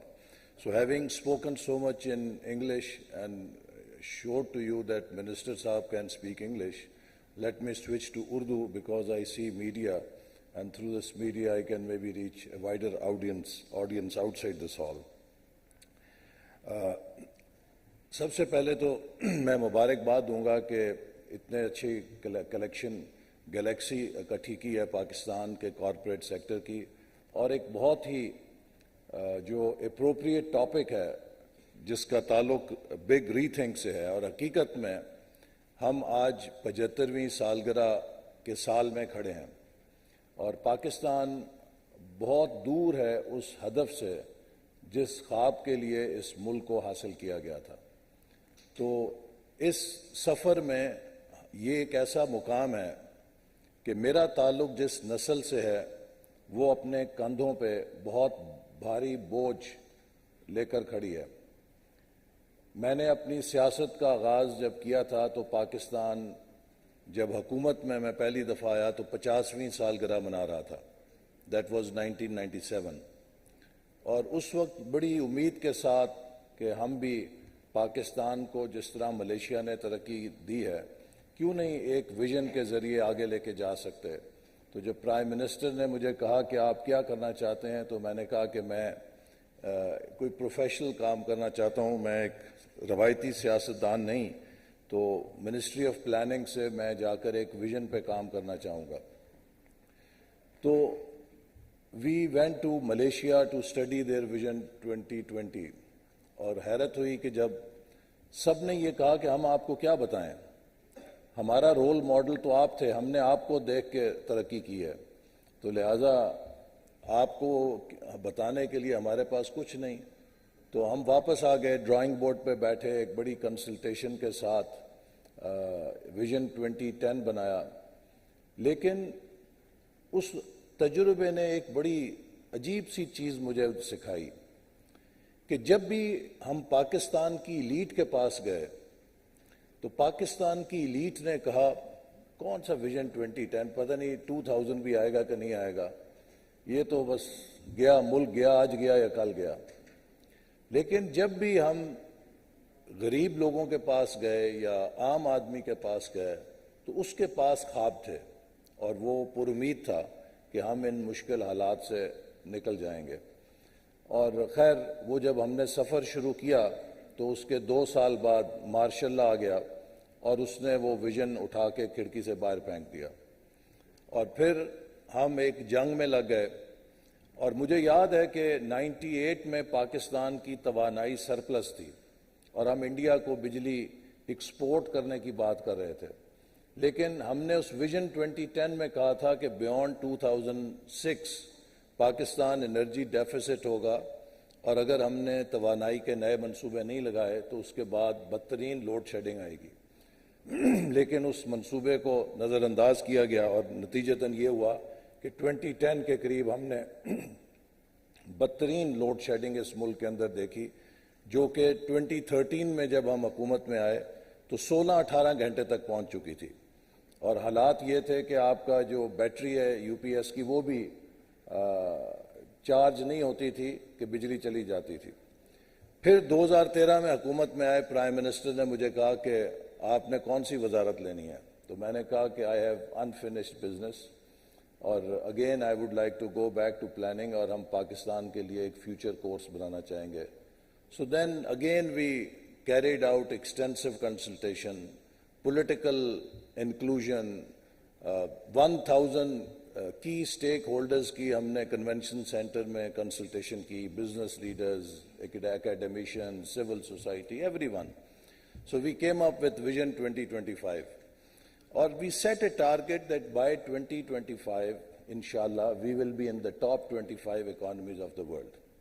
اور جب ہم نے وہ launch کیا تو جو سقراط اور بقراط تھے وہ اس وقت کے بولے کہ آپ احمقوں کی دنیا میں رہتے ہیں، آپ کو نظر نہیں آتا کہ 16 گھنٹے بجلی نہیں، ہر روز ایک خودکش بمبار پھٹتا ہے، کراچی میں کوئی اس ضمانت کے ساتھ باہر نہیں نکل سکتا کہ وہ گھر سے نکلا تو گھر بھی لوٹے گا یا نہیں لوٹے گا، تو آپ یہ کس قسم کے شیخ چلی کے خواب ہمیں دکھا رہے ہیں۔ لیکن ہمیں یقین تھا کہ what we have done is right and what Pakistan is capable of achieving، اور ہم نے جب اپنا سفر شروع کیا تو اس میں اللہ تعالیٰ کی مدد بھی شامل ہوئی، اور سب سے بڑا گیم چینجر پاکستان کے لیے چائنا پاکستان اکنامک کوریڈور کی صورت میں آیا۔ اور میں 2017 میں اس طرح کی تمام تقاریب میں بلا ناغہ کہتا تھا کہ یہ قدرت نے ہمیں تیسرا موقع دیا ہے. اگر یہ کیچ ہم نے ڈراپ کر دیا تو تاریخ ہمیں اپنی راہداری کے اندر مرغا بنا کے وہ کوڑے مارے گی کہ ہماری نسلیں بھی یاد کریں گی. سب سے پہلا کیچ ہم نے 60s میں ڈراپ کیا تھا جب ہم نیکسٹ جاپان کہلاتے تھے. ایک ابھار تھا ہمارا، ہم اٹھے اور پھر 65 کی جنگ کے بعد ہم ڈیریل ہو گئے. دوسری اپرچونٹی ہمارے پاس 1991 میں تھی جب ہم پاکستان نے ساؤتھ ایشیا میں سب سے پہلے اکنامک ریفارمز متعارف کرائیں. پرائیویٹائزیشن شروع کی، ڈی ریگولیشن کی، لبرلائزیشن کی، اکانومی کی، اوپننگ اپ کی. اور وہ ہماری پالیسیز، سرتاج عزیز صاحب ابھی حیات ہیں اور وہ آپ کو بتائیں گے کہ کس طرح منموہن سنگھ نے جو فائنانس منسٹر تھے انڈیا کے، ان سے کامن ویلتھ سمٹ میں کہا کہ ہمارے بزنس مین کہتے ہیں کہ جو پاکستان نے ریفارمز کیے ہمیں بھی وہی کر کے دیں، تو آپ ہمیں وہ SROs کی کاپی بھیجیں. تو سرتاج عزیز صاحب کہتے ہیں کہ میں نے وہ منموہن سنگھ کو ساری SROs بھیجیں اور انڈیا نے کم و بیش وہی کٹ اینڈ پیسٹ کر کے ریفارمز کو انٹروڈیوس کیا. لیکن وہ 10 سال اس راستے پہ چلے اور ہم نے پورا 90 کا عشرہ میوزیکل چیئر کھیلتے ہوئے 2 سالوں میں حکومتوں کو الٹ پلٹ کر کے اور اس حکومت کو جو ریفارمز کر رہی تھی نکال کے اور پھر ایک انسٹیبلٹی کے ڈیکیڈ میں ایک ڈیکیڈ ضائع کر دیا. نتیجہ کیا ہوا کہ 2000 میں انڈیا ہمیں اوورٹیک کر گیا اور پھر 2015 کے قریب شاید بنگلہ دیش بھی آگے نکل گیا. So the third opportunity we got through CPEC کہ جہاں پر ہمارے سب سے دیرینہ دوست ملک چائنا نے ہمارے ساتھ ایک اکنامک اسٹریٹجک پارٹنرشپ کی. اور اس کا مقصد یہ تھا کہ جو چائنا کا بیلٹ اینڈ روڈ انیشیٹو ہے اور پاکستان ویژن 2025 ہے، ہم ان دونوں کی کانگروئنس کر کے اس خطے کے اندر ایک نیا ایسا پلیٹ فارم کریٹ کریں جو چائنا کو، ساؤتھ ایشیا کو، سینٹرل ایشیا کو کنیکٹیوٹی کے ذریعے انٹیگریٹ کرے. اور پاکستان اس کے بالکل مرکز میں واقع تھا کہ جو اس پوری خطے میں تقریباً 3 ارب کے قریب آبادی کو اس کا مرکز بن سکتا تھا ٹریڈ کا، کامرس کا. اور اس کے لیے چائنا نے پاکستان کو ایک لانگ ٹرم پلان کے تحت پارٹنرشپ کی اور وہ چائنا کے جو ہمارے بالکل ہمسائے میں ایک اکنامک جائنٹ کی طرح ابھر رہا تھا، ہم نے 2013 سے پہلے اس اکنامک میریکل میں کوئی پارٹنرشپ کرنے کی کبھی نہیں سوچی تھی. ایک پولیٹیکل ریلیشن تھا، friendship higher than the Himalayas and deeper than the ocean, اور ہم بس محاورہ پڑھ کے آگے نکل جاتے تھے. فرسٹ ٹائم وی چوز کہ اس پارٹنرشپ کو ایک اسٹریٹجک اکنامک پارٹنرشپ میں ڈالا جائے. نتیجہ کیا ہوا کہ 3 سالوں میں $29 بلین کی انویسٹمنٹ پاکستان میں آئی. پاکستان کا وہ چھپا ہوا خزانہ تھر میں جو 400 سال کے لیے ہمیں 10,000 میگا واٹ توانائی دے سکتا ہے، اس کو we were able to turn into productive asset with Chinese investment and Chinese technology. We were able to set up number of energy projects, infrastructure upgradation, Gwadar port upgradation. اور اس کے بعد جو سب سے promising phase تھا that was special economic zones. چونکہ China سے 8 کروڑ سے زیادہ جابز ری لوکیٹ ہو رہی تھیں، چونکہ چائنا کی لیبر کاسٹ بڑھ چکی ہے اور وہ industry Vietnam, Cambodia, Laos, Ethiopia ہر سستے ملک میں جا رہی ہے. تو with CPEC Pakistan offered a great opportunity اور ہم بہت پر امید تھے. اور میں جو لوگ اسلام آباد میں رہتے ہیں انہیں کہوں گا کہ آپ ذرا ریکال کیجئے کہ 2017-18 میں اسلام آباد کے ہر سیکٹر میں چائنا کی کمپنی نے دفتر کھول لیا ہوا تھا. آپ کو جہاں جاتے تھے چائنیز نظر آتے تھے. Because president she asked his top 100 companies کہ آپ پاکستان میں جا کے انویسٹمنٹ کریں. آپ اگر اسلام آباد سے کراچی جہاز میں سفر کر رہے ہوتے تھے تو ممکن نہیں تھا کہ اس جہاز میں 8-10 چین کے لوگ نہ موجود ہوں. تو ایک پاکستان میں ایک دم جب یہ ایکٹیویٹی شروع ہوئی اور جب پریزیڈنٹ شی کے موقع پر دورے کے موقع پر وال سٹریٹ جرنل کے پہلے صفحے کے اوپر یہ خبر شائع ہوئی کہ چائنا نے $26 ارب کے پاکستان میں معاہدے کر لیے ہیں تو پوری دنیا ایک دم چونک گئی. اور پھر کیا ہوا کہ امریکہ، یورپ، مشرق وسطیٰ ہر طرف سے سرمایہ کار آ کے پاکستان میں جائزہ لینے لگا کہ یہ کون سی سونے کی کان ہے جو چین کو نظر آ گئی پاکستان میں اور ہم اس سے پیچھے رہ گئے ہیں. 2017-18 میں یہ عالم تھا کہ امریکہ کے ایمبیسڈر تھے ڈیوڈ ہل، برطانیہ کے ہائی کمشنر، جاپان کے، جرمنی کے، فرانس کے، ہر ایمبیسڈر مجھ سے ٹائم لینے کے لیے لائن میں لگا ہوتا تھا اور آ کے ایک سوال کرتا تھا، excellency tell us where can our companies join CPEC projects. تو پاکستان کا ایک گلوبل برانڈ بن گیا. پھر ہم نے کیا کیا؟ ہم نے اس کیچ کو، جو کرکٹ کی بال والا کیچ نہیں تھا، فٹ بال جتنا کیچ تھا جس کو بچہ بھی نہیں ڈراپ کر سکتا تھا، ہم نے اسے بھی ڈراپ کر دیا. ہم نے چائنا کو کہا کہ آپ ہمیں مہنگے قرضے دے گئے ہیں. ہم نے چائنا کو کہا کہ آپ نے ان سی پیک کے پروجیکٹس میں رشوت دی ہے منسٹرز کو. میرے خلاف بےہودہ الزام لگائے گئے، شہباز شریف صاحب کے خلاف لگائے گئے کہ اور سی پیک کے پروجیکٹس کو سکینڈلائز کیا گیا. نتیجہ کیا ہوا کہ وہ دوست ملک جس نے پاکستان کا اس وقت ہاتھ پکڑا کہ جب کوئی $1 دینے کے لیے تیار نہیں تھا اور ہم نے اس کو یہ پے بیک دیا کہ اس کو سکینڈلائز کیا، انہوں نے ہاتھ کھینچ لیا اور ایک ایک کر کے ساری کمپنیاں یہاں سے جانی شروع ہو گئیں. تو کس کا قصور ہے یہ؟ دیکھیے، اللہ تعالیٰ نے جب انسان کو تخلیق کیا اور حضرت آدم علیہ السلام کی پیدائش یا تخلیق ہوئی تو اللہ نے انسان کو دوسرے جو تخلیقات تھیں اس میں فوقیت دی کہ انسان کو عقل اور شعور دے کے چوائس کی طاقت دی. انسان چوائسز کر سکتا ہے. If you make the right choice آپ کامیاب ہیں، you make the wrong choice آپ ختم ہو جاتے ہیں. This is what leaders do. As corporate leaders you are all the time asked to make choices. You have trade offs and if you make the right choices آپ کامیاب ہیں، if you make the wrong choices آپ ناکام ہیں. اسی طرح nations بھی اگر صحیح چوائس کریں تو کامیاب ہیں اور اگر وہ غلط چوائس کریں گی تو ناکام ہوں گی. تو ہمیں، جیسے میں نے کہا کہ 75 سال کا ملبہ ہے کہ آئی ریپرزینٹ دیٹ جنریشن جس نے کوشش کی کہ ہم اس ملک کو ایک راستے پہ ڈالیں، لیکن ہمیشہ پولیٹیکل ایونٹس اور پولیٹیکل چینجز اور کانسپریسیز نے ہمیں ڈسرپٹ کیا.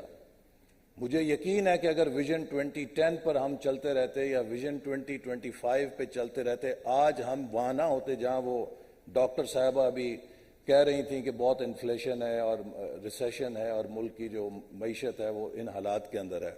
چونکہ 2017 اور 18 کا پاکستان نا امیدی کا پاکستان نہیں تھا.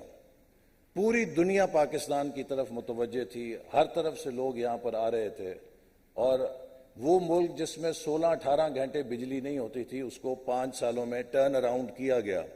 وہاں پر زیرو لوڈ شیڈنگ پر آ گئے ہم. وہ ملک جہاں ہر روز خودکش بمبار پھٹتے تھے اس کو ہم نے پرامن بنایا اور خودکش بمباروں سے اور دہشت گردی سے نجات دی. وہ کراچی جہاں پہ کوئی باہر نکلتا تھا تو اس کی ماں بہن مسلح پر بیٹھ جاتی تھی کہ خیریت سے واپس آ جائے، اس کراچی میں امن واپس کیا. تو ملک ایک راستے پہ چلا اور ہم نے کیا کیا؟ چلیے، چینج آتی ہے، تبدیلی آتی ہے، بٹ تبدیلی should be for the good. لیکن اس تبدیلی کے نتیجے میں کیا ہوا کہ ہر وہ کامیابی جو 2013-18 میں ہم نے حاصل کی اس کو اپنے ہاتھوں سے ہم نے مٹایا اور ہم سب نے اس کی قیمت چکائی. لیکن میں نے گولی کھائی، اپنی جماعت یا اپنی سیاست نہیں چھوڑی.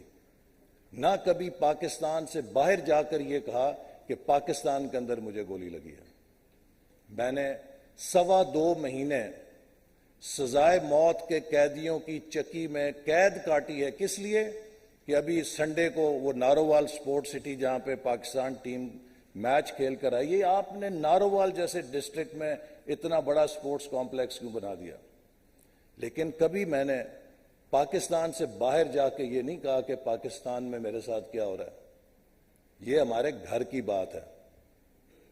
لیکن آج پاکستانی پاکستان کو بیرون ملک بدنام کرنے کے لیے اوور ٹائم کام کر رہے ہیں.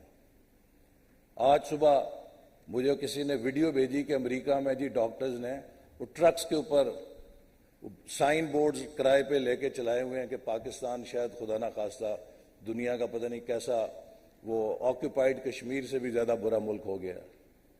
تو ہمیں سوچنا پڑے گا کہ ہم کس سمت میں جانا چاہتے ہیں. دیکھیے، میں نے الحمدللہ انجینئرنگ کی ڈگری بھی ہے، مینجمنٹ کی بھی بہترین دنیا کی ڈگری ہے، اور 30 سال کا پبلک آفس کا ایکسپیرینس ہے. میں آپ کو ذمہ داری کے ساتھ کہہ سکتا ہوں کہ آج پاکستان جہاں پر کھڑا ہے، کوئی ایک لیڈر، کوئی ایک پارٹی اور کوئی ایک ادارہ اگر یہ کہے کہ وہ پاکستان کو تنہا اس دلدل سے نکال سکتا ہے تو اس کو دماغ کا سی ٹی اسکین کرانا چاہیے جا کے. جہاں ہم پہنچ چکے ہیں، we need positive synergy to come out of this crisis. We need collaborative solutions. We need unifiers. ہمیں اپنے قوم کی صلاحیتوں کو اکٹھا کرنا ہے. اگر کوئی آواز ہمیں تقسیم کرتی ہے تو وہ کامیابی کی آواز نہیں ہے، وہ ناکامی کی آواز ہے. اور اگر کوئی سلوشن ہے تو وہ کولیبریشن کے ذریعے ہو سکتا ہے، وہ کانفلکٹ کے ذریعے نہیں ہو سکتا. تو اس لیے یہ بہت ہی سوبرنگ مومنٹ ہے. اور جو کہا کہ بگ ری تھنک، ہمیں اگلے 25 سالوں کا سوچنا ہے. We have a choice. ہم ابھی ان پچھلے 4 مہینوں سے لگے ہوئے تھے کہ پاکستان کی جو بھی کرائسس ہے اس سے کیا ہو سکتا ہے. تو we have a 5E framework جس پر ہم کوشش کر رہے ہیں کہ اس بجٹ میں بھی کچھ پیش رفت کریں گے، لیکن جو بھی اگلی حکومت آئے گی اس کے لیے چھوڑ جائیں گے. I think if we focus on those 5E's we can turn around Pakistan. First E is exports. ہم نے 75 سالوں میں مار اس لیے کھائی ہے کہ we could not become an export led country. جتنی معیشتیں چلی ہیں انہوں نے ایکسپورٹس کو توجہ دیا ہے. آج پاکستان کا بڑا کارپوریٹ سیکٹر دیکھیں، ان کی بیلنس شیٹس کے اوپر اربوں روپے تو ہیں لیکن $10 نہیں ہیں. ہم سب ڈومیسٹک مارکیٹ میں یہاں کی جو پروٹیکشن ہے، جو ہم نے ایک کمفرٹ زون لیا ہوا ہے، اس کے اندر اربوں روپے کما کے اپنی بیلنس شیٹ پہ پوسٹ کر لیتے ہیں، لیکن زر مبادلہ کمانے کے لیے کارپوریٹ سیکٹر نہیں ہے. ہمارا total export sector family owned business میں ہے. فیملی اونڈ بزنس کی لمیٹیشن یہ ہے کہ اس کی گروتھ وہاں رک جاتی ہے جہاں پر بیٹے اور بھائی ختم ہو جاتے ہیں. Unlimited growth only comes through corporate sector. So ہمارے کارپوریٹ سیکٹر کو 530 کمپنیاں ہیں پاکستان سٹاک ایکسچینج میں، ان میں سے بمشکل 70 ہیں جو $10,000 پلس کی ایکسپورٹ کرتی ہیں.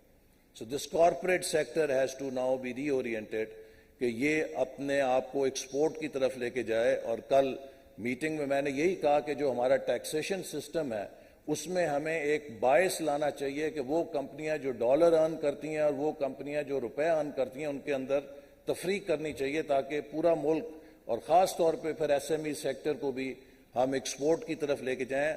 Export export and export, that is the only way forward جس سے ہم اپنی ان لائبلٹیز کو میٹ کر سکیں گے جو ہم پر آ چکی ہیں.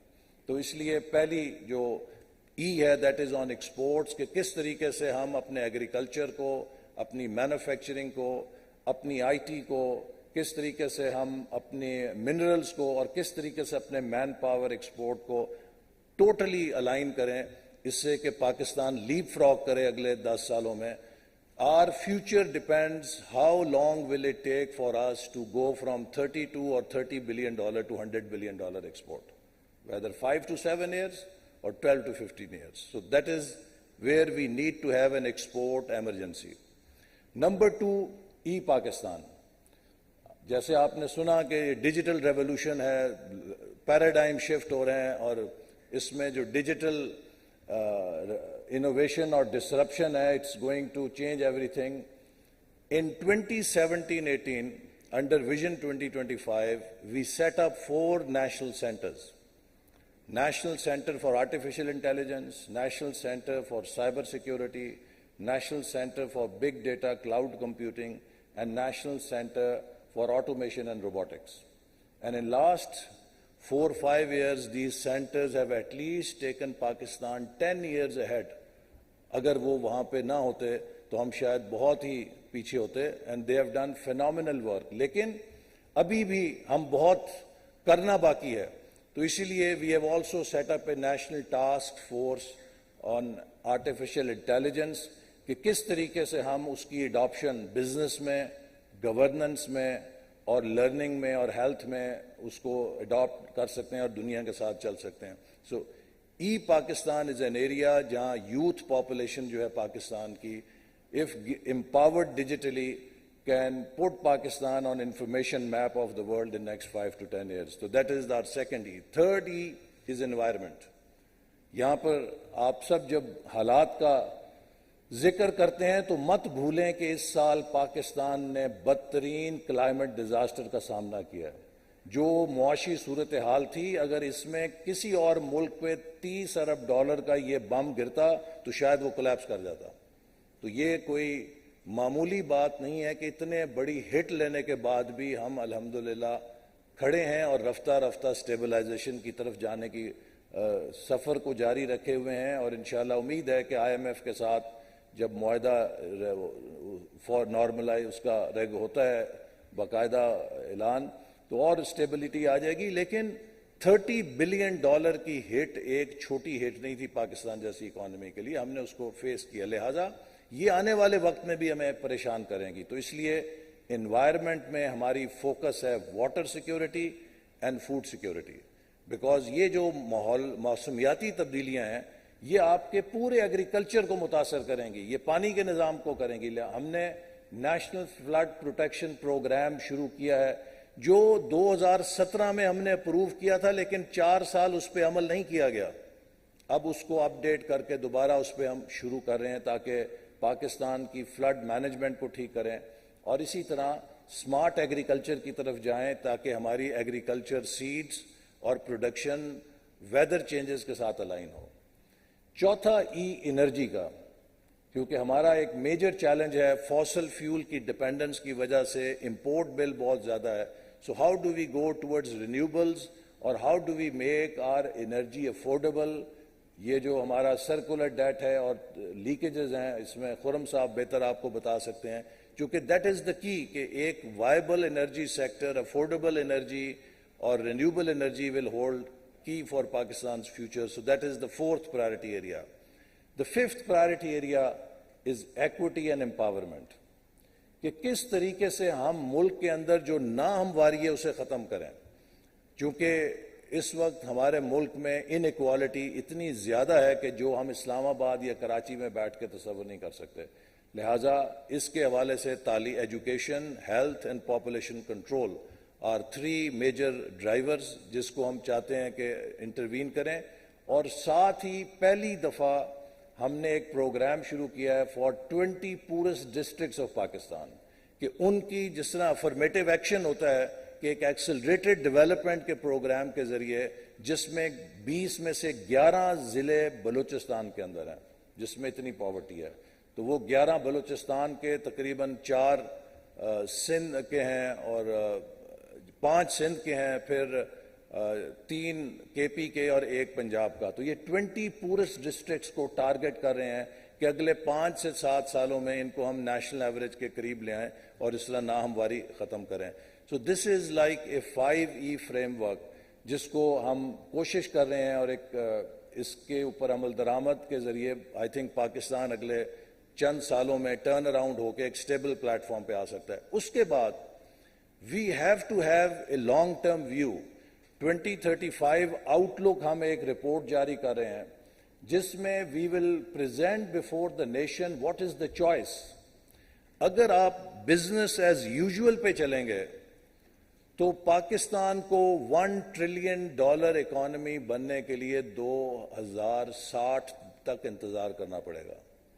لیکن اگر ہم ایک ایسپریشنل پاتھ لیں اور ہم اپنی گروتھ کو 8% یا اس کے قریب لے جائیں تو ہم یہ منزل 2035 کے آگے قریب 37 کے قریب جا کے لے سکتے ہیں.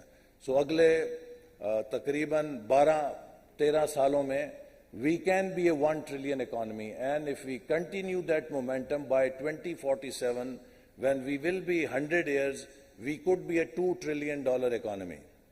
So it is all about choices کہ کیا ہماری aspiration ہے, لیکن اگر وہ goals ہیں ان کے لیے ہم نے جانا ہے تو then there is a way and there is a method.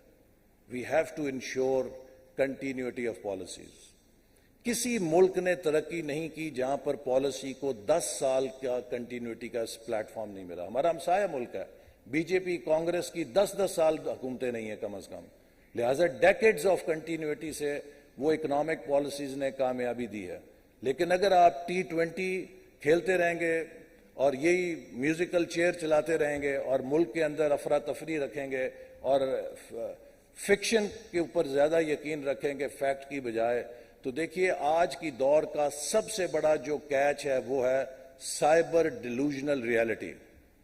Whether you want to live in social media delusional reality or you want to live in the real reality, that is again a choice. So ہمیں اپنے ذہن پر rationality کے ساتھ, open mind کے ساتھ فیصلے کرنے کی ضرورت ہے تاکہ ہم پاکستان کو آگے لے کے جا سکیں, جس کو اتنا اللہ تعالیٰ نے وسیلے دیے ہیں. یہ جتنے آپ لوگ بیٹھے ہیں, اگر یہی ٹیم جت جائے ایک مشن کے ساتھ, آئی ٹیل یو کہ اگلے 10 سالوں میں it can put Pakistan in the top maybe 20 economies of the world. کوئی اس میں اتنے ذہین اور ماشاءاللہ ذہانت والے لوگ ہیں, لیکن اگر ہم منتشر رہیں گے, ہم پولرائز رہیں گے, ہم ایک دوسرے کے سر پھاڑیں گے, تو پھر دنیا میں کوئی ہماری مدد نہیں کر سکتا, فرشتے بھی آ کے ہماری مدد نہیں کر سکتے. تو اس لیے میری گزارش ہے کہ دیر از اے گریٹ اپرچونٹی. پاکستان اللہ تعالیٰ نے ایک بہترین ہمیں وسائل سے مالا مال کیا ہے. دا چوائس از آرز, وی کین ری تھنک, لیکن اس ری تھنکنگ کے ساتھ اگر ہم چوائسز ٹھیک نہیں کریں گے تو پھر وہ ری تھنکنگ بھی ایک ذہنی لگژری تو ہو سکتی ہے, ذہنی عیاشی تو ہو سکتی ہے, حقیقت میں وہ کوئی رنگ لے کر نہیں آئے گی. تو میں امید کرتا ہوں کہ ہم اس کانفرنس کی جو آؤٹ کمز ہیں اس سے جو ریکمنڈیشنز ہیں انہیں امپلیمنٹ کریں گے.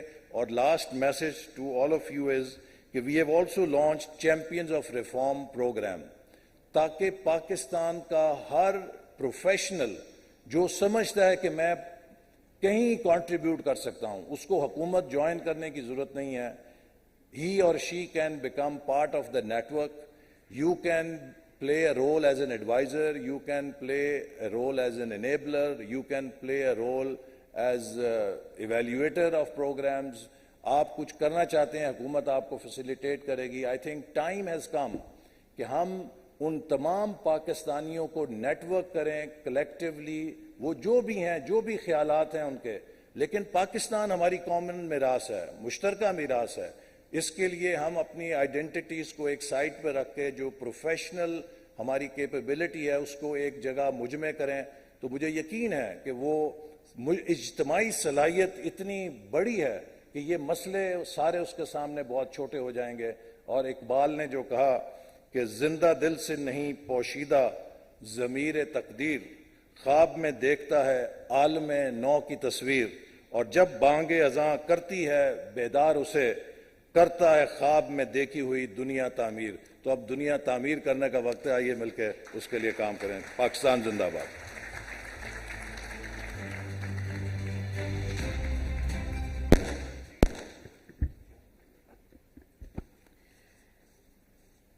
Indeed, most inspirational. Thank you very much, Ehsan Saab. I actually am a personal witness to the success of the National Centers of Excellence that were established in the academia. Indeed, a huge leap forward for industry-academia collaboration, and also pooling the resources and bringing them together instead of forming silos. Have the universities collaborate in areas which are, of course, domains of the future like AI, cybersecurity, robotics, and so on.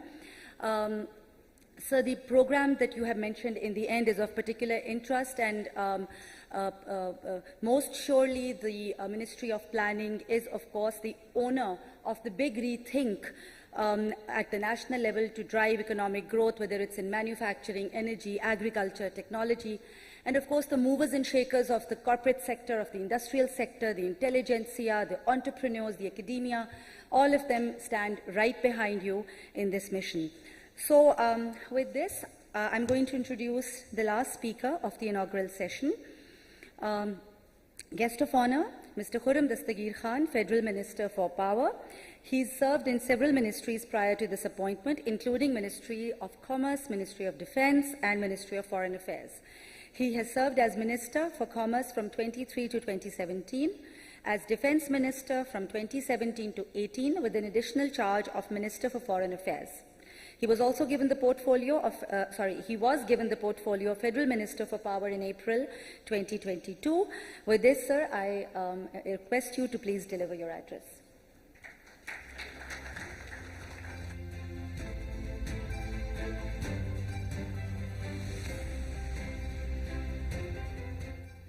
A'udhu billahi minash shaitanir rajeem.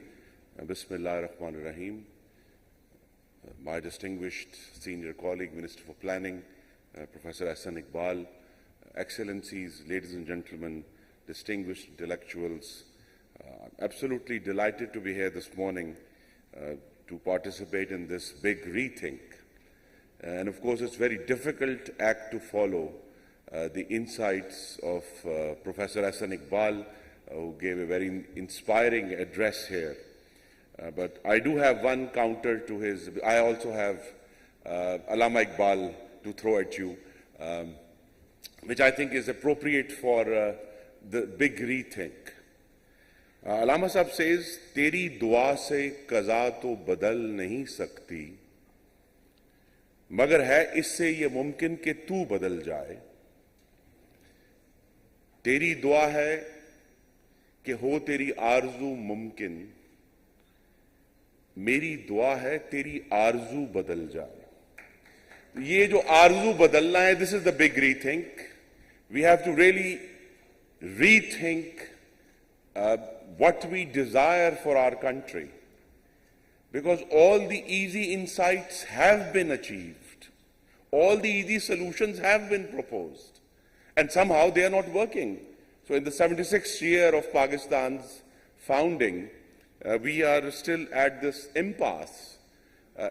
Most of us think that Pakistan needs a rethink, that Pakistan's state, its economy is not delivering.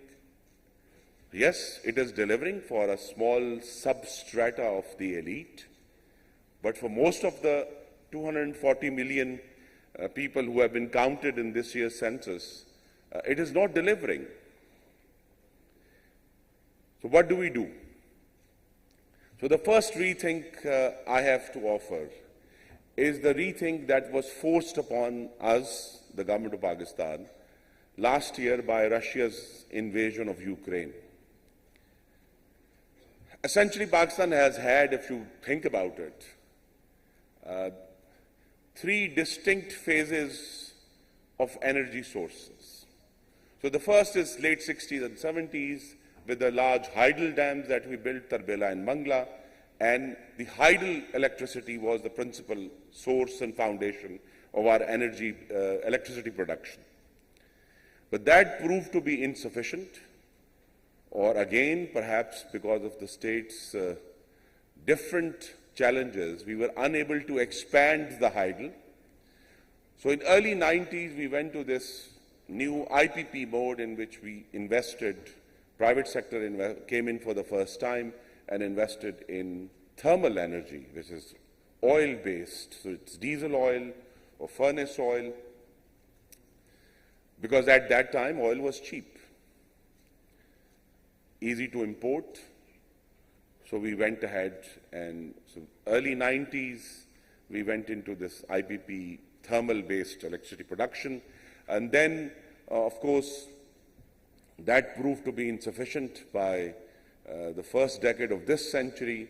So in 2013, in PMLN's previous government, when we analyzed we discovered that at that time, coal and gas, liquefied natural gas, were the most economical fuels, and we invested in that. So we have now imported coal-based electricity plants and liquefied natural gas-based energy plants. And that's another story that I will add here, but what happened last year? Last year was that when Russia invaded Ukraine, and so the first thing that happened was this turmoil in energy markets, in which principally the stoppage of gas from Russia to Europe caused this massive disruption in which coal, which was deemed to be a dying fuel, no one wanted coal anyway, it was bad for the environment supposedly, suddenly increased 400% in price. So that's the first shock to Pakistan's new energy system, that imported coal, which we thought would serve us for many decades, was suddenly not economical. And then the second shock was that once the gas stopped to Europe, European countries and many other countries, they sucked in all the liquefied natural gas, and it was not to be had at any price. It was simply not available for until 2025. So the two pillars of our new energy policy, the 2013 to 18 policy, suddenly crumbled from beneath us. So we were forced to do a big rethink. So the big rethink in Pakistan's electricity production, which we did last year, that henceforth, Pakistan's electricity generation will not be based on imported fuels. That's the big rethink. So the big rethink is that imported coal is out, imported liquefied natural gas is out, oil is out. So what are we left with? We are left with 5 sources, 4 of them, of course, purely domestic, 5th is semi-domestic. So, of course, as Professor Hassan Iqbal pointed out, the two renewables, solar and wind. They have their own crises and issues, but yes, solar, wind. Then we have, of course, hydel, that again with cooperation from our iron brother China, we were able to begin construction of both the Amir Basha and Dasu dams, which will be available sometime in 2028, 2029. But yes, hydel is back into the mix in a big way. That's the third source. Fourth is the one that had a beginning back in as Professor Hassan Iqbal pointed out, back in 2014 was the exploitation of Thar coal. But in the last year, until this government took office in April 22, Thar was producing 660 megawatts of electricity from Thar coal. In the last year, since April 2022, we have added, ladies and gentlemen, 2,000 megawatts of Thar coal-based productions. Projects that had been in the pipeline since 2016, 17, 18 were finally completed. So Thal Nova was completed, Tel was completed, 330 megawatt each. And of course, the big proof of concept of Thar coal's viability is the Shanghai Electric Thar coal plant at Block 1, 1,320 megawatts, which Alhamdulillah has been in production since February of this year. So there is no longer any doubt of Thar coal's viability for electricity production, and Thar coal will, we expect, hope and will work for that it will serve Pakistan's electricity generation needs for many decades to come. And the fifth, that is once again back into the energy mix, is nuclear. Again, Prime Minister Nawaz Sharif back in 2014-15 laid the foundation stone of K2 and K3 nuclear plants. K2 came into operation back in 2020. K3 came into commercial operation this year. So now we have two very reliable nuclear power plants which have in very short order become the foundation of our electricity generation during winter, because we don't have hydel in the winter from the north. So from the south we have. So these are the 5 sources, ladies and gentlemen. That's the big rethink. That from henceforth, at least this is the policy that we will bequeath to the next elected government, is that these 5 sources are the way to go, which of course reduce the burden on our exchequer, also help the environment by increase in large-scale solar, and of course wind, which has been there for a while, but again the pricing mechanisms have massively changed since 2014-15. Solar has become much cheaper, wind has become much cheaper. So we are in this strange and unique position where the desirable has become affordable. And so we want to go again in large-scale solar and also large-scale wind.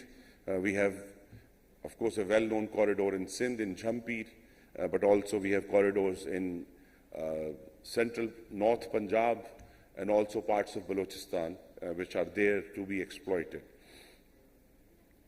But this rethink, we hope, will not only reduce the burden on the exchequer, but also, of course, for many years to come, gradually but surely bring down the price of electricity in this country. As more of these domestic source-based electricity comes online, we are already feeling some effect that despite massive devaluation in the last year or so, we have not raised electricity prices since September 2022. So we are holding the electricity prices. The base tariff is holding, mainly because third coal has come in, nuclear has come in. So that nearly, and also last year we inaugurated the Korot hydroelectric power, another 720 megawatts.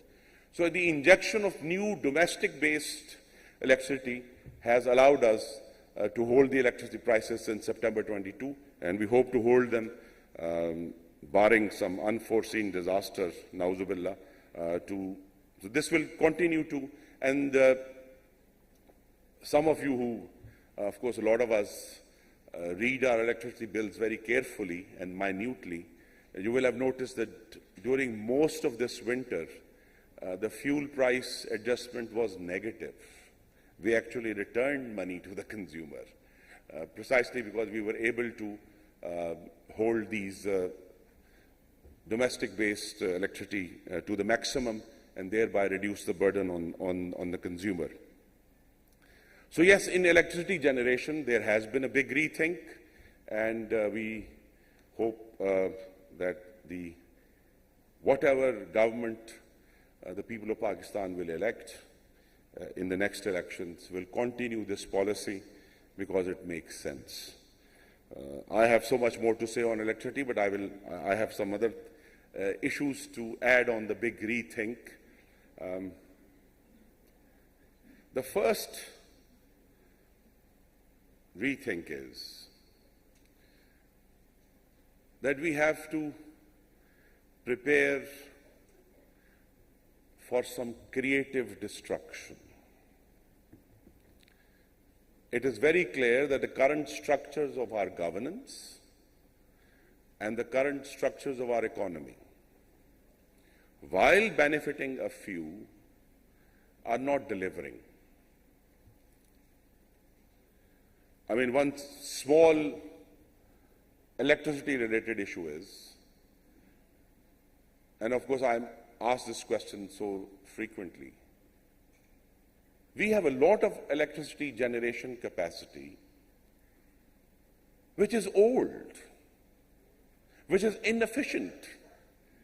In some cases, it is a crime to run those plants, which are so expensive.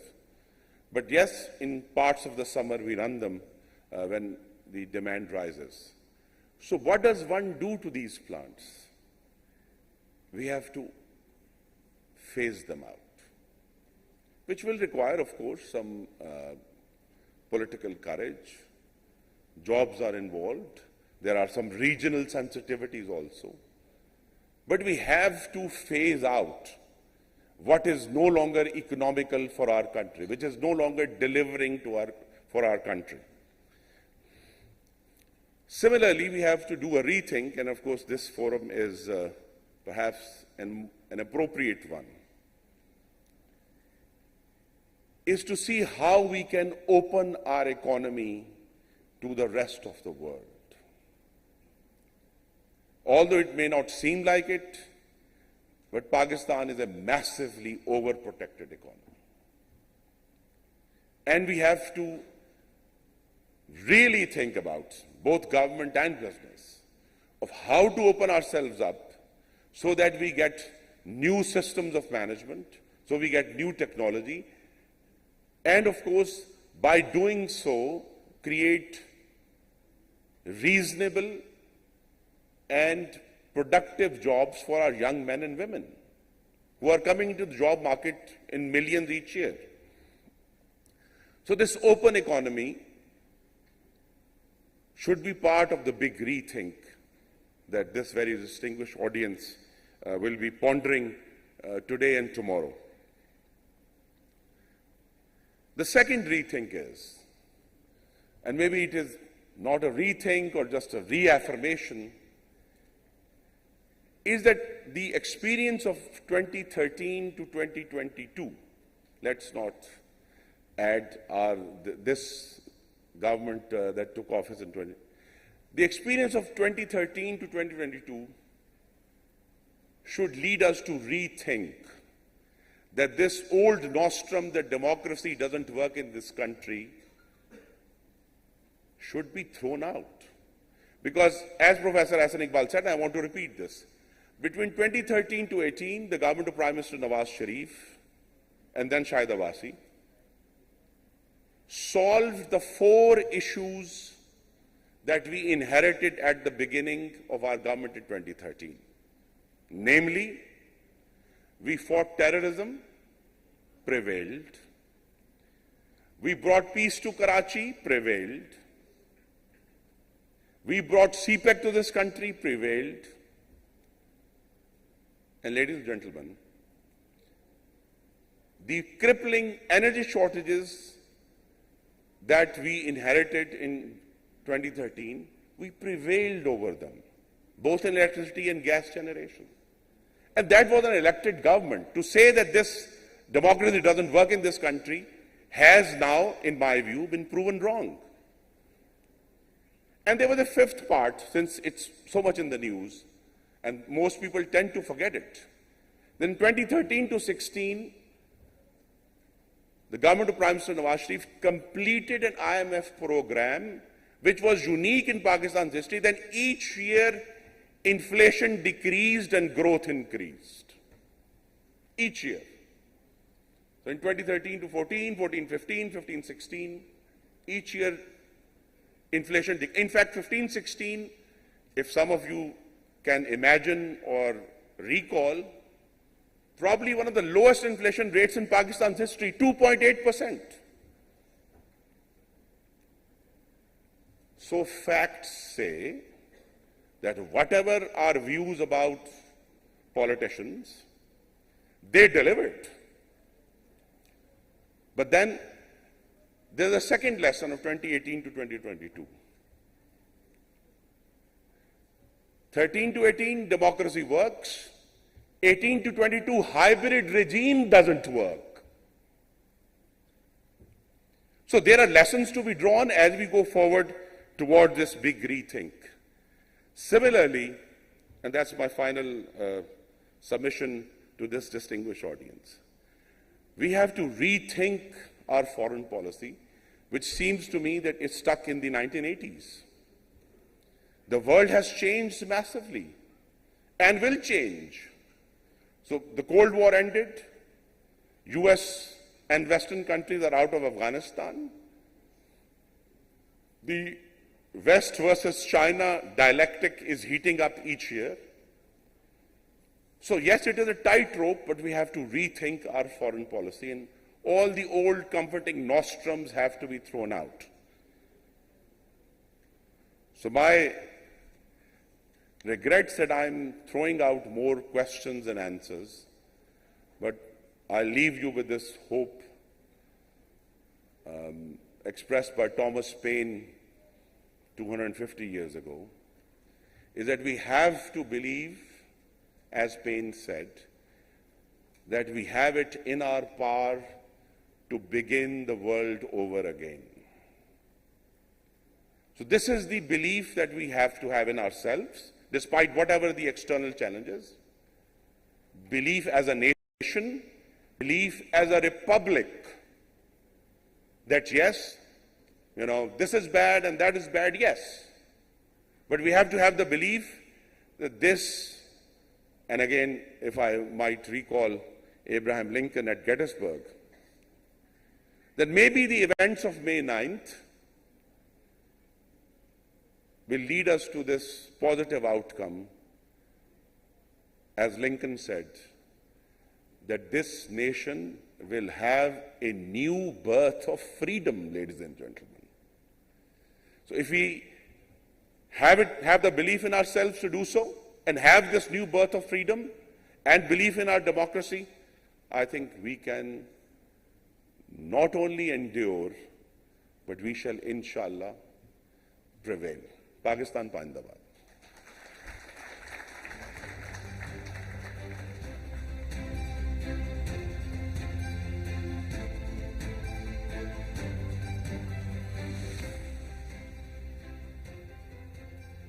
Thank you very much, and thank you also, sir, for ending this session on a very positive note. Indeed, a lot of hope coming out of that address for the future of power and energy and overall Pakistan. So, ladies and gentlemen, before we move to the souvenir presentation part, we all know that we're running a bit late. So, my request to all our guests to please, when you move out for your tea break from here, my request is to please take no more than 15 minutes, because otherwise our entire day would get delayed. You can, of course, bring your tea and a piece of cake inside as well. So my special request to please come back after 15 minutes. All right, so a bit of interesting information to share with all of you. Actually, various hashtags have been trending in Pakistan. Hashtag LIIBS 2023, hashtag the big rethink, hashtag Dr. Zilaf Munir, and also hashtag Islamabad Serena Hotel. We have sitting with us Mr. Aziz Bolani, CEO Serena Hotels Pakistan in Central Asia. So he's an elder, an extremely kind gentleman who's also a great friend. Serena Hotels has been the hospitality partner for Nutshell for all its events, conferences, summits, dinners that we hold in Islamabad. So thank you very much, Aziz Saab, for your continued support and help, and also thank you for joining us here today. A piece of information that I wanted to share was he has just become a member of the board of Aga Khan Foundation for Economic Development. All right, so we now come to the souvenir presentation section. So the hosts and partners of Leader in Islamabad are delighted to introduce a book to you, which has been written by Dr. Ishrat Hussain. This event actually, we considered that this would be an appropriate moment for a soft launch of his book, Pakistan, Economic Challenges and Solutions, and interestingly, it aligns so well with everything that we have discussed in this session, and also aligns beautifully with the theme of the big rethink. Well, Dr. Ishrat Hussain is present here with us. Sir, we are very, very grateful that you took out the time to join us. This is a name that needs no introduction for most Pakistanis and people living outside Pakistan. He's not only well known all over the country and in all circles, but he's immensely respected and a source of inspiration. For the benefit of our international speakers, I'll just introduce him. I'll try to do it quickly, but I'm sure I'll fall short of doing justice to his stature. Ishrat Saab was the Governor, State Bank of Pakistan. He has been the Dean and Director of IBA, Institute of Business Administration. He expanded this institute from a business school to an interdisciplinary university. He's also the Professor Emeritus of the Institute. He has served at the World Bank for 2 decades. He served as advisor to Prime Minister for institutional reforms and austerity. He is the recipient of the highest civilian award, the Nishan-e-Imtiaz and the Hilal-e-Imtiaz. He's the author of 2 books and several dozen articles. So this book is a must-read, and we selected this to be presented to our worthy speakers. I would request Asfar and Ali to please take their positions on the stage. Also, I would request Dr. Ehsan Iqbal, if you could please start with the souvenir presentation. Okay, first of all, I'd like to request Dr. Zilaf Munir, Managing Director and CEO, English Biscuit Manufacturers, to please receive her souvenir from Professor Ehsan Iqbal. And I think we need a bit of clapping. Let's bring some energy. Thank you.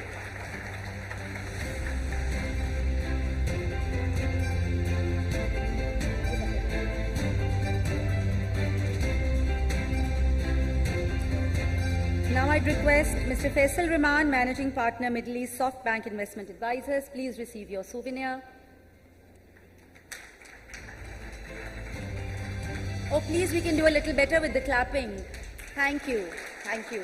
Yes. It's only 11:45. All right. Thank you very much. I'll request Khurram Dastagir Saab to please present the souvenir to our friend Khan.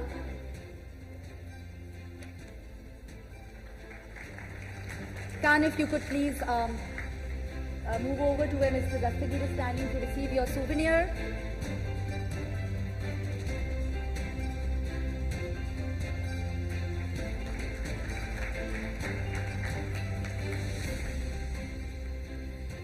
So to present the book to Professor Ehsan Iqbal, I request Ali Akhai to please do the honors. Ali.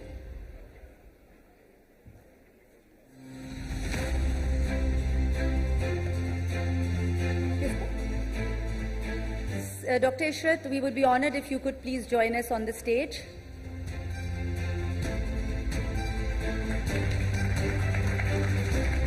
If ever there's going to be loud clapping in this hall, it should be now, right now.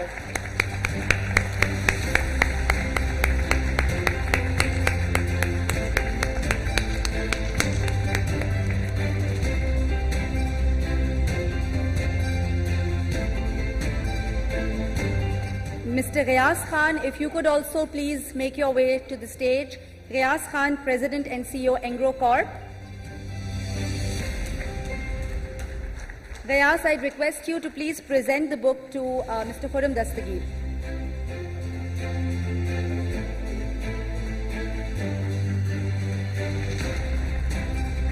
So before everybody leaves, we'll have a group photograph. I'd request Sir Suhail Aman to please join us on the stage for the group photo. All our speakers. And Mr. Yusuf Hussain, if you could also please join us. And I'm waiting for somebody to request Rabia Ahmed to join you as well.